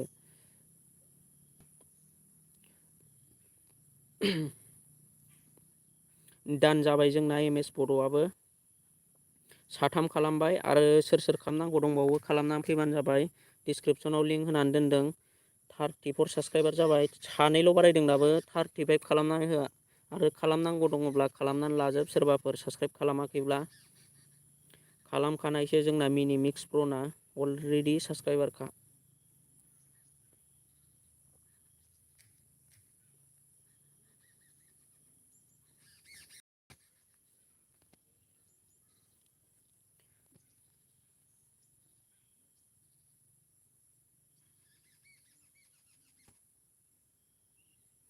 दा आङो मिनि मिक्स प्र'नि चेनेलखौ भिजिट खालामनानै नायनोसै मिनि मिक्सनिखौ। टटेल 439 साबस्क्राइबार दङ ब्र'नि चेनेला। दा बिनिखौ 45 साबस्क्राइब खालामनानै होदो। ब्र'नि चेनेलखौ 45 साबस्क्राइब खालामनानै होदो। मिनि मिक्स ब्र'नि चेनेलखौ 45 साबस्क्राइब खालामनानै होदो। दा बिना टटेल 439 साबस्क्राइबार जानानै दङ। आं दा डिसक्रिपसनाव लिंक होबाय। जायफोर सापर्ट खालामाखै जायफोर आंनि लाइभआव गोदानै फैदों सापर्ट खालामनानै फैबानो जाबाय ब्र'नि चेनेलखौ। मिनि मिक्स चेनेलनि नामानो जाहैबाय मिनि मिक्स। जायफोर सापर्ट खालामाखै सापर्ट खालामनानै फैदो। MS बड' 4K सापर्ट खालामखानाय अलरेडि। आरो सोर खालामाखै खालामनानै फैबानो जाबाय। डिसक्रिपसनाव लिंक होनानै दोनदों। 40 साबस्क्राइबार दाबो सासेल' बारायदों।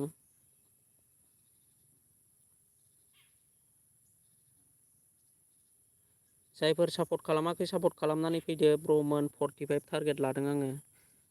गोदानै आंनि लाइभआव गोदानै जइन जादोंब्ला कमेन्ट खालामनानै खोन्थाहर। लोगोसे आंनि लाइभखौबो लाइक खालाम आरो जायफोर साबस्क्राइब खालामाखै साबस्क्राइब खालामनानै ला।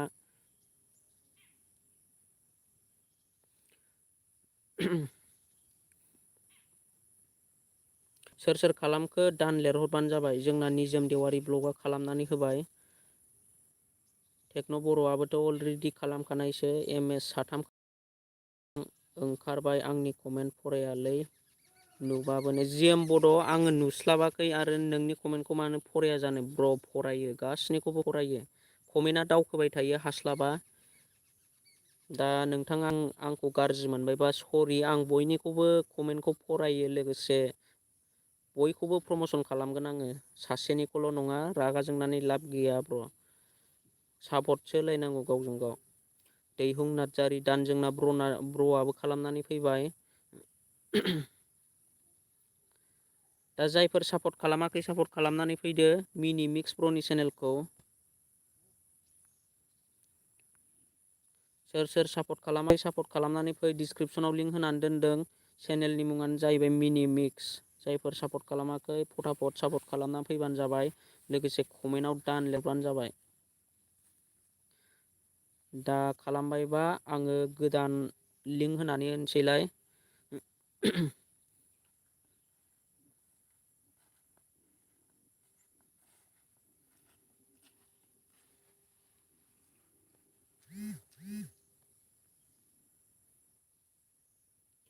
जायफोर सापर्ट खालामाखै सापर्ट खालामनानै फैदो ब्र'मोन।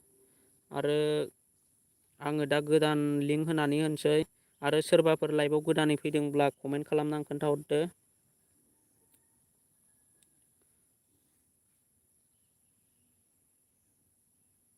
जोंना लाइभआव सोर दङ कमेन्ट खालामहर खनसे। हाय गासिबो हेल' कमेन्ट खालामहर। सोर गोदान दङ आरो सोर गैथ'लाबा आङो गोजामनिखौनो होना होफिनसै। बेक गोजाम होनानै होफिनसै आङो।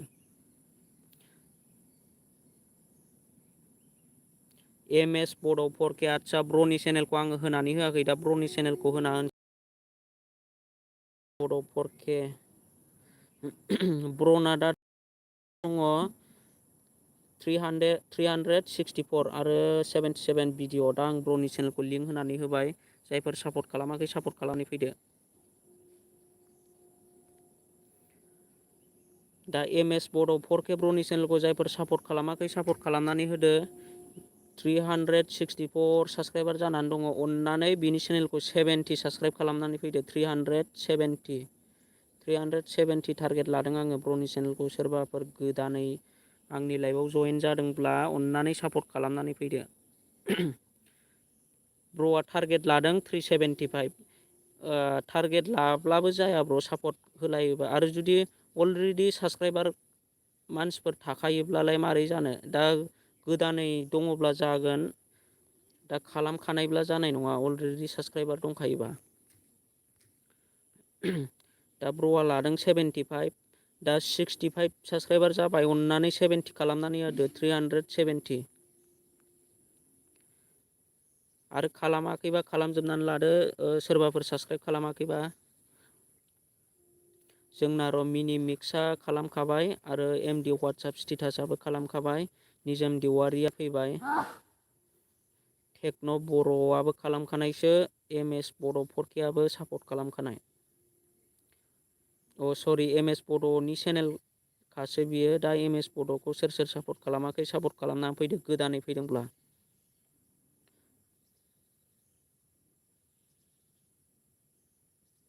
लाइभआव सोर सोर गोदानै फैदों अननानै कमेन्ट खालामहर गोदानै लाइभ जइन जादोंब्ला ब्लेक 44 थांसैलै आं कमेन्ट हरबाबो नायानो ब्लेक 44आबो रागा जोंबाय कमेन्टखौ आं नायखादों नोंनिखौ ब्र' दा नोंखौ सापर्ट खालामनांगौना खालामनाङा ब्लेक 44आव माथो भिडिअ'आनो गैया ब्र' नोङो भिडिअ'खौनो आपल'ड होआ माथो निजोम देवारि ब्लग MS निखौ आं खालामबाय जोंना MS निखौ खालामबाय निजोम देवारि ब्लग ब्र'आ HP बड' स्टेटासआ फ्रेन्ड आंना माथो खमायफिनबायसो नोंनाल' खमायाखै ब्र' जोंनाबो खमायदों आंनाबो 8 जन खमायदों लोगोसे बयनाबो खमायदों जोंना नैबे MD वाट्सएप स्टेटास आरो रिंखां क्रेसन जोंना बयनाबो खमायजोबदों साबस्क्राइबारा खमायब्लाबो जोङो सापर्ट खालामनायखौ नागारनो नाङा सापर्ट खालामलांबाय थानांगौ खमायबाबो सानसेयाव 2 3 प्लास जाबाबो जोंना जथेस्थ' जायो माने गावजों गाव सापर्टल' खालामलायनांगौ आरोखि भिडिअ आपल'ड खालामबा नायलायदो कमेन्ट हरलायदो लाइक हरलायदो MS बड' 4K 1ल' बारायबाय माथो आदा आदसा आं होनखादों ब्र' जुदि लाइभआव गोदानै फैबासो साबस्क्राइबारा बारायो जुदि खालामखानाय बयबो लाइभआव फुराना मानसिफोर थाखानाय अलरेडि साबस्क्राइबारबा बारायनाय नङा दा जोंना निजोम देवारि ब्लगआल' गोदानै दङ आरो सोरबाफोर गोदान फैदोंमोन दा थांबाय लाइभआवनो थाथेराबा ओंखायनो खमायफिनो जोंना रिंखां क्रेसन मजा आने वाला है लाइभखौ लाइक करो सबनो लाइक खालामनानै होदो सोरबाफोर लाइभखौ आंनि लाइभखौ लाइक खालामाखैबा आरो गोदानै फैदोंबा कमेन्ट खालामनानै होदो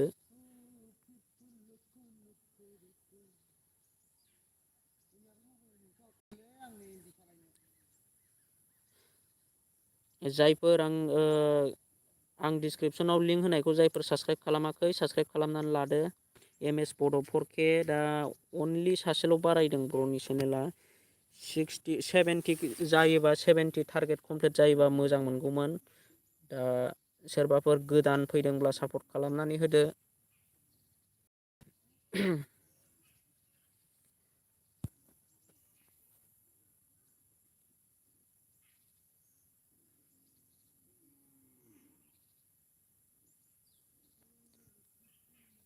HP बड' स्टेटास ब्र' नोंथाङा नैबे आं लिंक होनायखौ सापर्ट खालामाखैबा सापर्ट खालामनानै फैदो डिसक्रिपसनाव लिंक होनानै दोनदों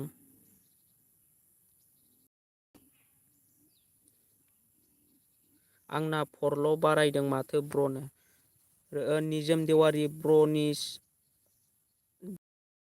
आंथ' बुंनानै होयो लाइभखौ आङो बयनिबो चेनेलखौ डिसक्रिपसन होनानै होयो लिंक दा सापर्ट खालामग्राफ्रासो सोरबा सोरबा सापर्ट खालामाबो जानो हागौ ब्र'मोन जायफोर मोनखाङो बिसोरो लाइभनिफ्राय थाङो खोमा आंथ' मिन्थिजोबा दा नोंसोरसो सापर्ट खालामलायग्राया आंथ' बयनिखौबो लिंक होनानै होगोन नोंसोरो सापर्ट लालायबानो जाबाय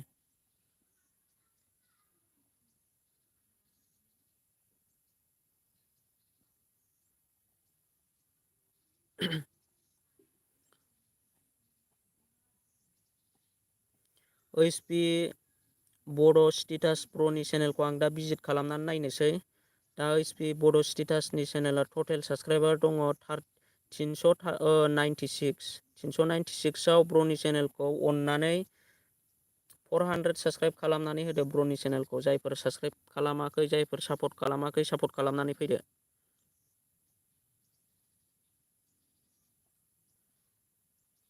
दा लिंक होना होबाय आङो जायफोर सापर्ट खालामाखै सापर्ट खालामनानै फैदो OSP बड' स्टेटास ब्र'आ बिराद मोजां मोजां स्टेटास खालामो ब्र'आबो दा ब्र'नि चेनेलखौ जायफोर सापर्ट खालामाखै सापर्ट खालामनानै फैदो रिंखांख्रेसन ब्र'आ मा होनदों लेबेललै इउटुबार फिसा फिसायानो गासैबो नङा जायफोर हेटार्स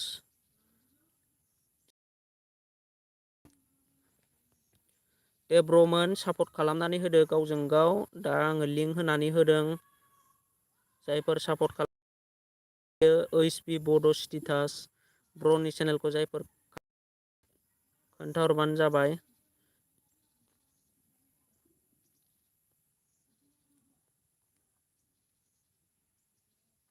उदांसार ब्रह्म गोजामनिखौ बारायालै ब्र'मोन गोदान ना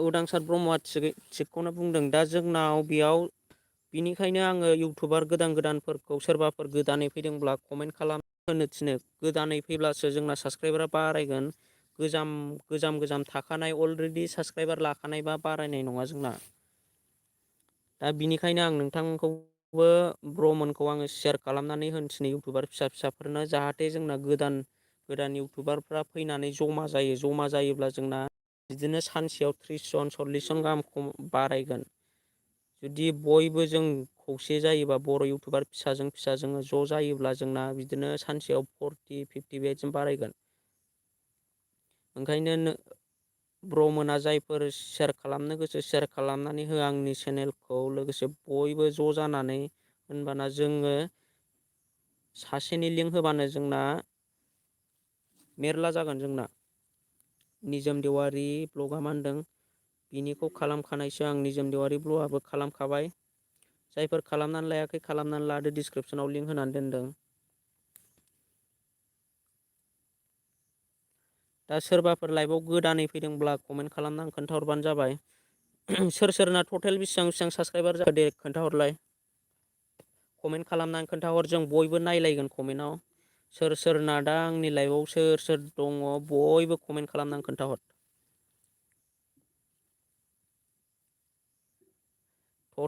साबसक्राइबारा सोरना बेसेबां जाखो खोन्थाहर टेक्न' बर' 82 ल' भाइ 82 जोंना टेक्न' बर'ना टेक्न' बर' ब्र' नोंना इउटुब चेनेलाबो गोदानखासो बारा दुखु जालांगोन लासैनो निजोम देवारि ब्लगना 350 आरो सोरना बेसेबां जानानै दङ कमेन्ट खालामनानै खोन्थाहर इउटुब चेनेला सोरना बेसेबां साबसक्राइबार मिनि मिक्सना 440 जोंना मिनि मिक्स ब्र'ना 440 50 500 साबसक्राइबार जाथारसै माबार 500 खालामनो नाजा ब्र'मोन 500 साबसक्राइबार जायोब्ला जोंना इउटुबनि माखासे माबाखौ मोनो फिचार्सखौ मोनो जेरै माबा कमिउनिटि टाब जोंना बे कमिउनिटि टाबा बिराद मोजां इउटुबनि थाखाय इउटुबाव बेखौ मोनोब्ला जोंना मोजां जायो मानो होनोब्ला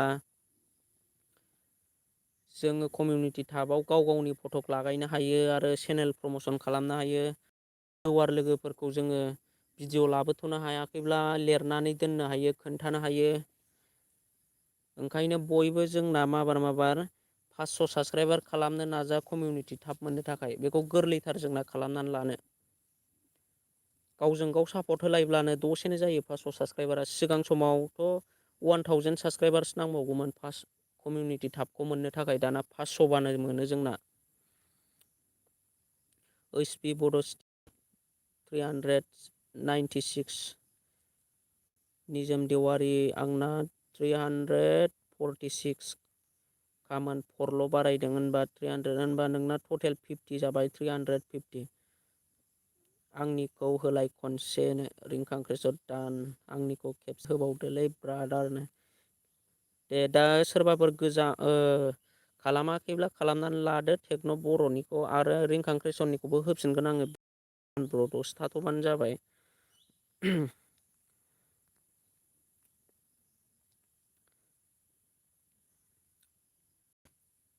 दा जायफोर गोदानै फैदों लाइभआव जइन जादोंब्ला साबस्क्राइब खालामाखैब्ला साबस्क्राइब खालामनानै लादो ब्र'नि चेनेलखौ।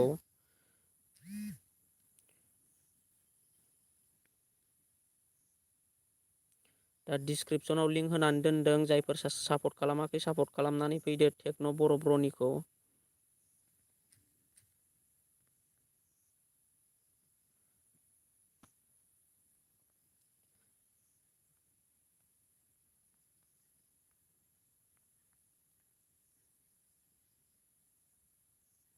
एमडि वाट्सएप स्टेटास ब्र'ना 51, टेक्न' बर'निखौ दहायनो खालामबाय आंनो। अलरेडि साबस्क्राइबार खालामजोबखानाय ब्र'। दा टेक्न' बर' ब्र' नोंथांनिखौ साबस्क्राइबार खालामजोबखाबाय। दा गोदान फैयोब्ला आं गोदानखौ बुंनानै होगोन। दा गोदान फैथ'वाखै जानांगौ रावबो। जोंना मिनि मिक्सआ खालामबाय। अके, सानै बारायबाय टेक्न' बर' ब्र' सानै बारायबाय नोंना। सानै बारायबाय। दानिया आङो रिंखांख्रेसननिखौ होनानै होसै। रिंखांख्रेसन ब्र'निखौ होनानै होनोसै आङो, रिंखांख्रेसन ब्र'निखौ। बेना टटेल साबस्क्राइबार दङ 387। अननानै ब्र'नि चेनेलखौ खालामनानै होदो 390 खालामनानै होदो ब्र'नि चेनेलखौ 390 जानो साथामल' नांगौ दे, साथाम। ओइचपि बड' स्टेटास टेक्न' बर'निखौ आं दासो बानायबाय। अके बरिया ब्र', सानै बारायबाय जिखुनु टेक्न' बर'ना। गोदानै सोरबाफोर दङब्ला खालामनांगौ दङब्ला खालामनानै होबावदो। आरो आं दा डिसक्रिपसनाव होनानै दोनदों रिंखांख्रेसन ब्र', बिनिखौ जायफोर खालामाखै सापर्ट खालामनानै फैदो।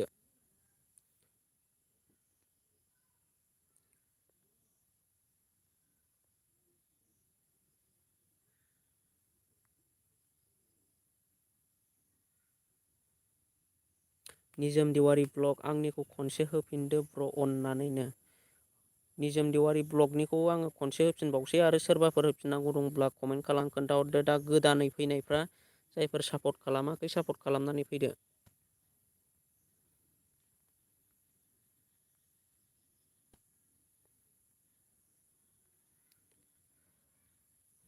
टेक्न' बर' खालामबाय दैभाइ अकेनो। टेक्न' बर' ब्र' दा रिंखांख्रेसननि चेनेलखौ आं सिगाङावबो होखादोंमोन। दा नोङो सापर्ट खालामबायब्ला बरिया जाबाय, आरो सोरबाफोर सापर्ट खालामनांगौ दं बुंदो। दा आङो ओइचपि बड' स्टेटास सार्टनिखौ होना होदों डिसक्रिपसनाव। सरि, ओइचपि बड' स्टेटास नङा जोंना नैबेनिखौ निजोम देवारि ब्लग, निजोम देवारि ब्लगनि चेनेलखौ आङो लिंक होना होबाय। ब्र'नि चेनेलखौ सापर्ट खालामाखैबा सापर्ट खालामनानै फैदो।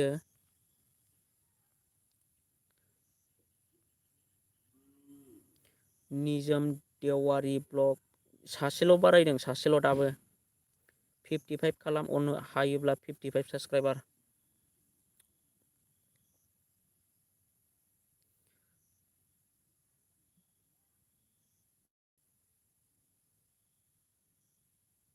सोर लाइभआव दङ बयबो हेल' लिरहरलाय, हेल' टाइप खालामदे बयबो हेल'। सोर आंनि लाइभआव दङ? दा 6 जन लाइभ दङना गासिबो?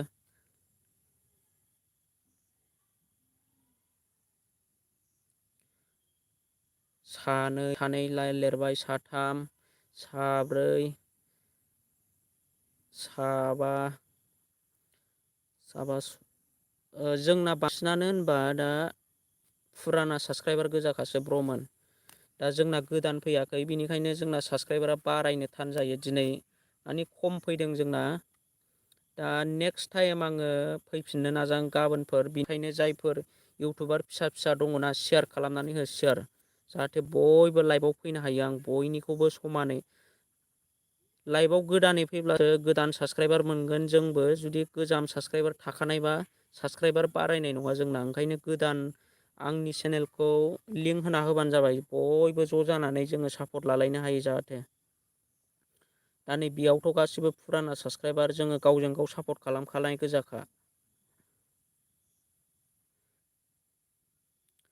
बिकास गेमिं ब्र'आ माहाय थाङामोन, नै दासो जयेन जाफैफिननो हाबाय बिकास गेमिं ब्र'आ। दा आं बिकास गेमिं ब्र'नि चेनेलखौ सापर्ट खालामनो थिनसै नोंसोरखौ। जायफोर साबसक्राइब खालामाखै, साबसक्राइब खालामना लाबानो जाबाय ब्र'नि चेनेलखौ। दा बिनि चेनेलखौ आङो डिसक्रिपसनाव लिंक होना दोनसै, बिकास गेमिं ब्र'।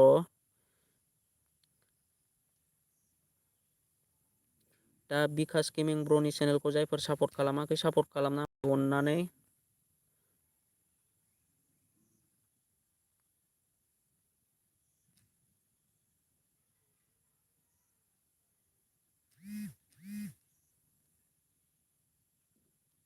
आं सकआव थांदोंमोन ब्र', दासो सफैदों। आदसा ब्र', बरिया दे, आं नोंनि लिंकखौ होनानै होबाय। दा जायफोर सापर्ट खालामाखै, सापर्ट खालामनो हासिगोन।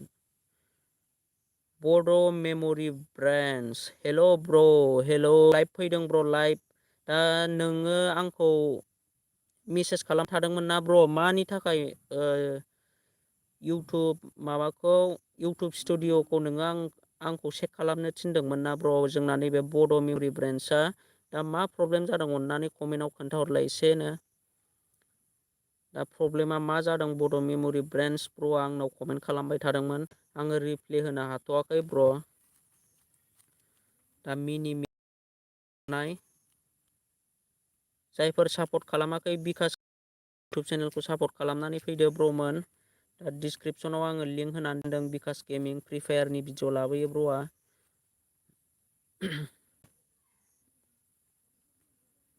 दिनै आंना 17 खमायफिनबाय लागाव ब्र', नोंना हाइस्ट माइनास जादों। बिकास गेमिं आं खालामबाय, नोंनिखौ अननानै नोंबो आंनिखौ खालामदो। जोंना नैबे निजोम देवारि ब्लगआ खालामनानै होबाय बिकास गेमिं ब्र'निखौ। बिकास गेमिं ब्र'आबो निजोम देवारिनिखौ खालामनानै होदो अननानै। बेक साबसक्राइब। दा जोंना बड' मेम'रिस ब्रेन्डआ लाइभनिफ्राय थांखो ना माखो खोन्थाहर। बिकास गेमिं अके खालामगोन दे ब्र'। औ खालामनानै हो, सापर्ट खालामनानै हो गावजों गाव।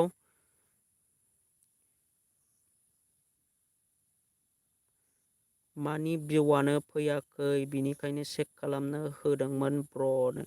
बड' मेम'रि ब्रेन्ड, आङो बड' मेम'रि ब्रेन्ड माने भिउ फैयिया जोंना भिडिअ आपल'ड रानिं खालामबाय था ब्र'। मोजां मोजां भिडिअ लाबोनो नाजा, होनबानो भिउआ लासैनो फैगोन। दा नोंनि चेनेलखौबो जुदि प्रमसन खालामनांगौब्ला नोङो कमेन्टआव खोन्थाहरबानो जाबाय। साबसक्राइब खालामखानायसो जोंना, नैबे टेक्न' बर'आबो साबसक्राइब खालामखानाय।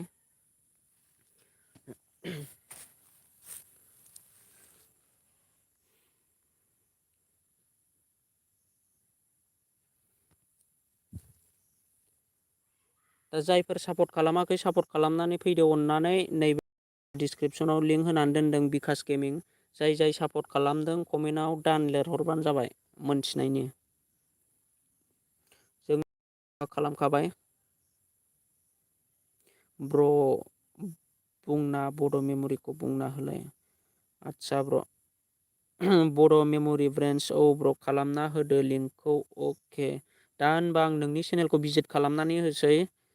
नोंनिया बारायगोन, मानो होनोब्ला नोंनि चेनेलखौ रावबो साबसक्राइब खालामाखै जानो हागौ, आंनि भिउवार लोगोफोर, आंनि साबसक्राइबार लोगोफ्रा। दा आं सापर्ट खालामनानै होनो थिनसै ब्र' नोंनि चेनेलखौ। नोंबो आंनि चेनेलखौ साबसक्राइब खालामाखैब्ला साबसक्राइब खालामनानै लाबानो जाबाय ब्र'। लोगोसे लाइभखौ लाइक खालाम। दा नोंना टटेल साबसक्राइबार दङ 409आव 415 साबसक्राइबार खालामनानै हो ब्र'नि चेनेलखौ फटाफटनो, बड' मेम'रि ब्रेन्डनि चेनेलखौ। अके डाइरेक्ट कमप्लिट जाबाय ब्र'नि चेनेला डाइरेक्ट आं टारगेट लादोंमोन ना बेना टटेल 409 साबस्क्राइबारल' दंमोन दा खेनसेनो 415 साबस्क्राइबार दान जाबाय। दा ब्र'नि चेनेला टारगेट कमप्लिट जाबाय। दा आं ब्र'खौ मोनसे खोथा बुंनो सानो ब्र' बड' मेम'रि ब्रेन्डस ब्र' नोंथाङाबो जाय नोंथांखौ सापर्ट खालामदों अननानै बिसोरखौ साफा नोंथाङाबो बेक साबस्क्राइबार खालामना होफिनबानो जाबाय। जोंना खेनसेनो सापर्ट जाबाय नै बिनि टटेल साबस्क्राइबारा दंमोन 409 दा 415 साबस्क्राइबार मोननो हाबाय ब्र'आ। दा आं जोंना चेनेल नामा बड' मेम'रि ब्रेन्ड। दा ब्र'आबो बेक साबस्क्राइबार होफिनबानो जाबाय ब्र'नि चेनेलखौ जाय सापर्ट खालामदों।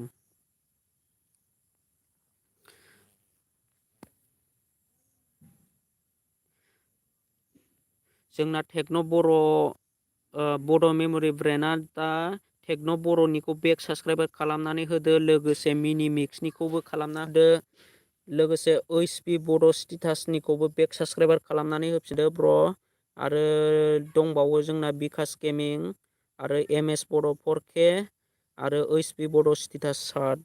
दा जेसेबां आंनि बेसोर ब्र'नि चेनेलखौ नोंथाङा बेक साबस्क्राइबार खालामना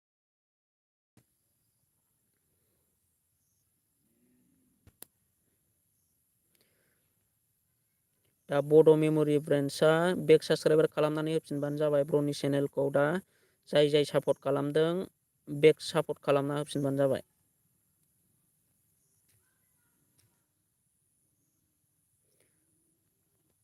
सारिस' 16 साबस्क्राइबार मोननो हाबाय दा ब्र'आ।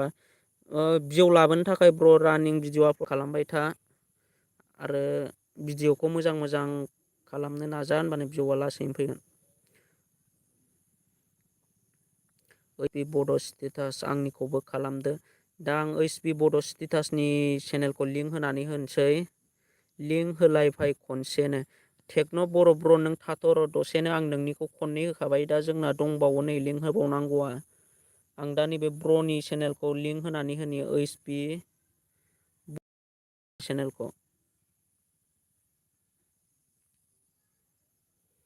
दा आंनि लाइफआव गोदानै जयेन जानाया सापर्ट खालामनानै फैदो ब्र'नि चेनेलखौ ओइसपि बड' स्टेटास ब्र'नि चेनेलखौ सापर्ट खालामनानै फैदो लिंक होनानै होदों। टटेल साबस्क्राइबार दङ 397 अननानै कमप्लिट खालामना होदो 400 कमप्लिट खालामना होदो। साथामल' नांसिगौ।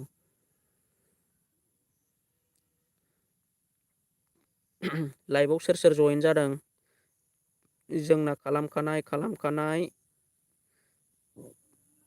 मैयानो होखानायसो साथामा खालामखानाय।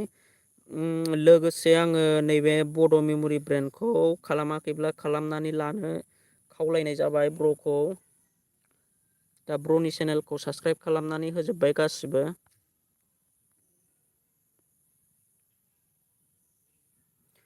जोंना निजोम देवारि ब्लगाबो खालामखाबाय बरिया।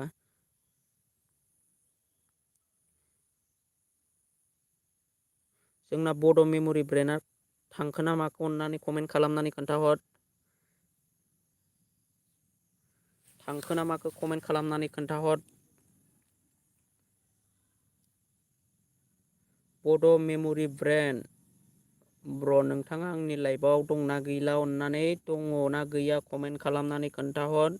जोंना बिदिजों सापर्ट जाया। जुदि साबस्क्राइबार मोननाय लोगो लोगो खारोबा जानाय नङा ब्र'। नङाबा आं नोंनि बिदि खालामग्रा मानसिनि चेनेलखौ आङो माब्लाबाबो सापर्ट खालामनानै होनाय नङा। दा आङो सापर्ट मोनलायबासो सापर्ट खालामनो थिनगोन। आङो जुदि सोरबाफोर फाल्थु ओरैनो साबस्क्राइब मोनखांनानै खारोब्ला आङो सापर्ट होनाय जानाय नङा। दा आङो ब्र'मोनखौबो खावलायगोन जुदि बिदि खालामोब्ला। दा जुदि कमेन्टआव बड' मेम'रि ब्रेन्डआ दंना गैया अननानै कमेन्ट खालामनानै खोन्थाहर।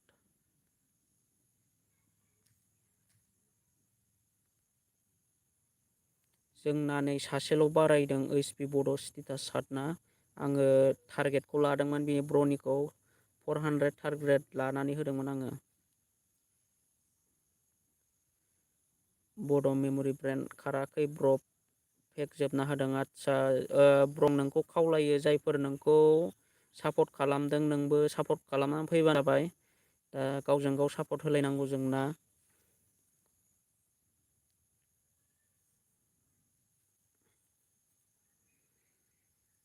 दा आङो नेक्स्ट लाइभ फैनोसै गाबोनफोर। दा जायफोर आंनि लाइभखौ लाइक खालामाखै अननानै लाइक खालामदो। लोगोसे चेनेलाव गोदानै फैदोंब्ला चेनेलखौ साबसक्राइब खालामनानै होदो ब्रमोन। गावजों गाव सापर्ट खालामलायदो। निजोम देवारि ब्लग हाय ब्रमोन आं बे लाइभआव थानायफोरखौ गासैनिखौबो खालामजोब्बाय। आदसा जों निजोम देवारि ब्लगआ बयनिखौबो साबसक्राइब खालामदों। लोगोसे दा फैदों बेबो खालामलायखादों ब्र। दा जायफोर खालामाखै सापर्ट खालामबा जाबाय।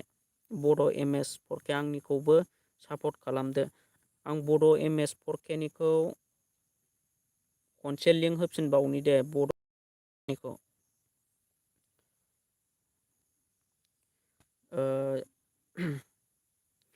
जिबि ब्लगआ मा होनदों आं बेस्थ' ब्र लाभ इउ नो आकासथि ओइ आं दासो हैदोंनो। ओइ आं दासो हायदों। दा आं डिसक्रिपसनाव लिंक होनानै दोनदों। जायफोर सापर्ट खालामाखै एम एस बड' फरकेनि चेनेलखौ अननानै सापर्ट खालामनानै होदो। दा जोंना गोदानै फैदों जेबि ब्लग ब्र'आ दासो फैदों आरो आकासटियाबो दासो फैदों। दा जिबि ब्लगआ एसे बेस्थ' जानायनि थाखाय आंनि लाइफआव फैथ'नो हायाखैमोन ब्र। दा आंनि लाइफआव फैनायनि थाखाय थेंक इउ नोंथांखौ। आकासटिया ओइ आंनिखौबो होलाय ब्र'नो। होगोन ब्र होगोन। दा जायफोरा आं सापर्ट खालामनो थिनदों जायखौ अननानै सापर्ट खालामनानै फै।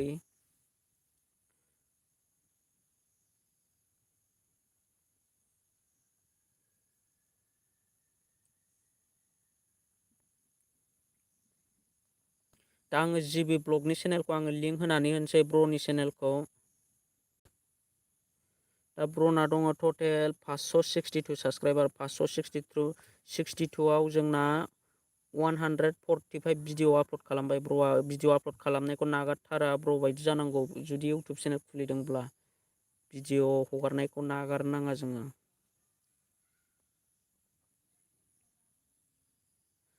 माथो रावबो सापर्ट खालामानो एम एस बड' फरके। एम एस बड' फरके जोंना जुदि साबसक्राइबार खालामजोबखानायबा जोङो साबसक्राइबारखौ मोननाय नङा। खालामनानै लाखांनायसो जाजोबगोन। दा जायफोर सर्ट खालामाखै आङो लिंक होनानै होबाय जेबि ब्लग ब्र'नि चेनेलाव जायफोर सापर्ट खालामाखै सापर्ट खालामनानै फैदो। लोगोसे आङो बयखौबो बुंनो सानो गावजों गाव सापर्ट खालामनायासो जोंना गोनांथार। दा जोङो जायखौ जोङो साबसक्राइब खालामदोंमोन ना बेक साबसक्राइब खालामनानै होफिनबानो जाबाय ब्रमोना। जिबि ब्लग आं खालामबाय अननानै आंनिखौबो साबसक्राइब खालामदो। निजोम देवारि ब्लगआ जोंना साबसक्राइब खालामनानै होबाय। आं दासो खालामबाय टेक्न' बर'आ दासो खालामदों। आं सिगाङावनो लिंक होना होबाय थादों। एम एस बड' फरकेनिखौ आङो खननैसो लिंक होबाय। दा जायफोर खालामाखै सापर्ट खालामनानै फैदो ब्र'नि चेनेलखौ। जोंना बिकास गेमिंआबो खालामबाय ब्र'आ। एमडि वाट्सआपआबो खालामबाय। दानिया आङो आकास टिनिखौ नायनानै फैनोसै। दा 562 साबसक्राइबाराव बेसेबां साबसक्राइब मोननो हाखो 568 जिबि ब्लगआ 568 साबसक्राइबार मोननो हाबाय। दा आङो जायफोर खालामनांगौ दंबावो खालामनानै फैदो।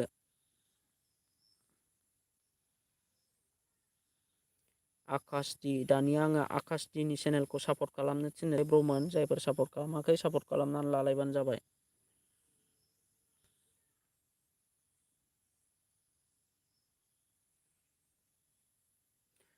दा आङो लिंकखौ होनानै दोनदों आकासटि टटेल साबसक्राइबार दङ 404 साबसक्राइबार। दा ब्र'नि चेनेलखौ जायफोर सापर्ट खालामाखै सापर्ट खालामनानै फैदो अननानै आकासटि इउटुब चेनेलखौ।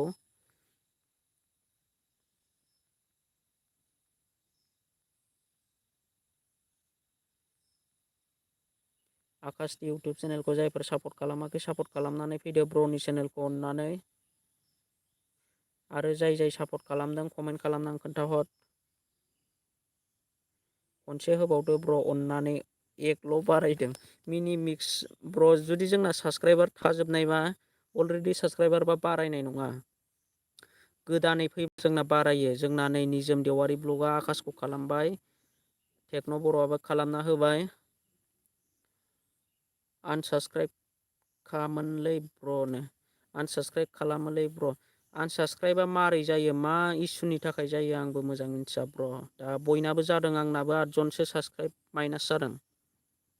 आंनिखौ 60 एबभ खालामदो ब्र'। आदसा 60 एबभ खालामनो ब्र'। दा मानसिफ्रा 60 600 एबभ खालामनो, 600 लाइक गैयाबा मारै 600 जानो ब्र'। खालामगोन, मानसि बुरजा थानायजोंसो खोथा। लाइभआव जेसेबां मानसि फैगोन एसेबांनो सापर्ट बारायगोन। बिनिखायनो आङो बयखौबो बुंनो सानो, आंनि लाइभआव इउटुब क्रियेटर फिसा फिसाखौ लेंहरबानो जाबाय नोंसोरो हानायसिबांखौ, होनबानो जोंबो बयबो साबस्क्राइबारखौ मोनगोन। एमडि वाट्सएप स्टेटास जिबि ब्लग आं खालामखानायसो ब्र'। जोंना खालामखानायसो, बयबो खालामलायनानै लाखानायब्ला जोङो साबस्क्राइबारखौ मोननाय नङा। गोदान गोदान इउटुब क्रियेटरफोरखौ लेंहरनांगोन जोङो। ओइसपि बड' स्टेटास आकाश टिनिखौ आंबो खालामबाय। जोंना आकाश टिनिखौ खालामबाय। जायफोर लादो, डिसक्रिपसनाव लिंक होनानै दोनदों।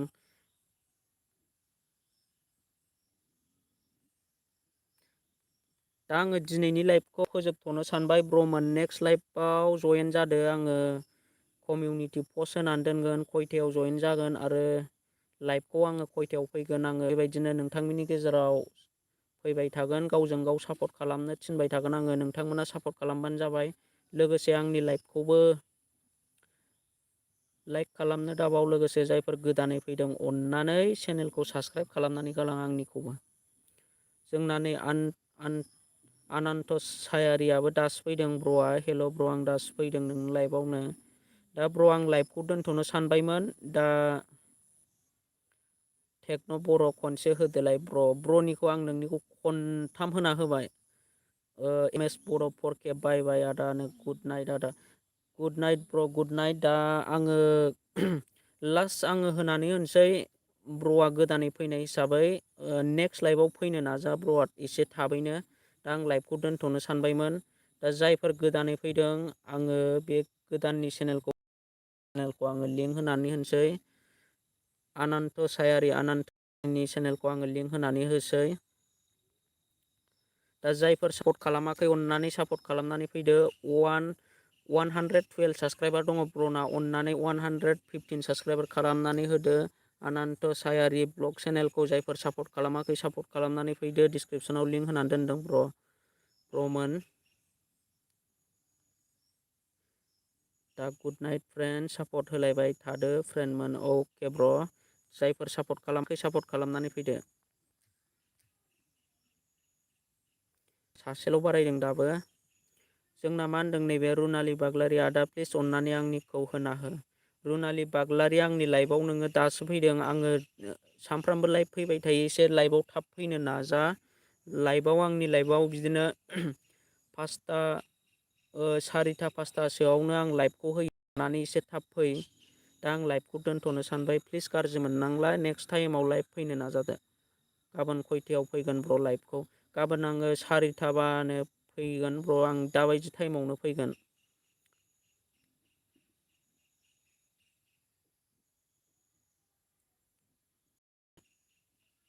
दा ब्र'मोन, आं लाइभखौ दोनथ'नोसै। नेक्स्ट लाइभ फैफिनदो अननानै बयबो खौसे जा।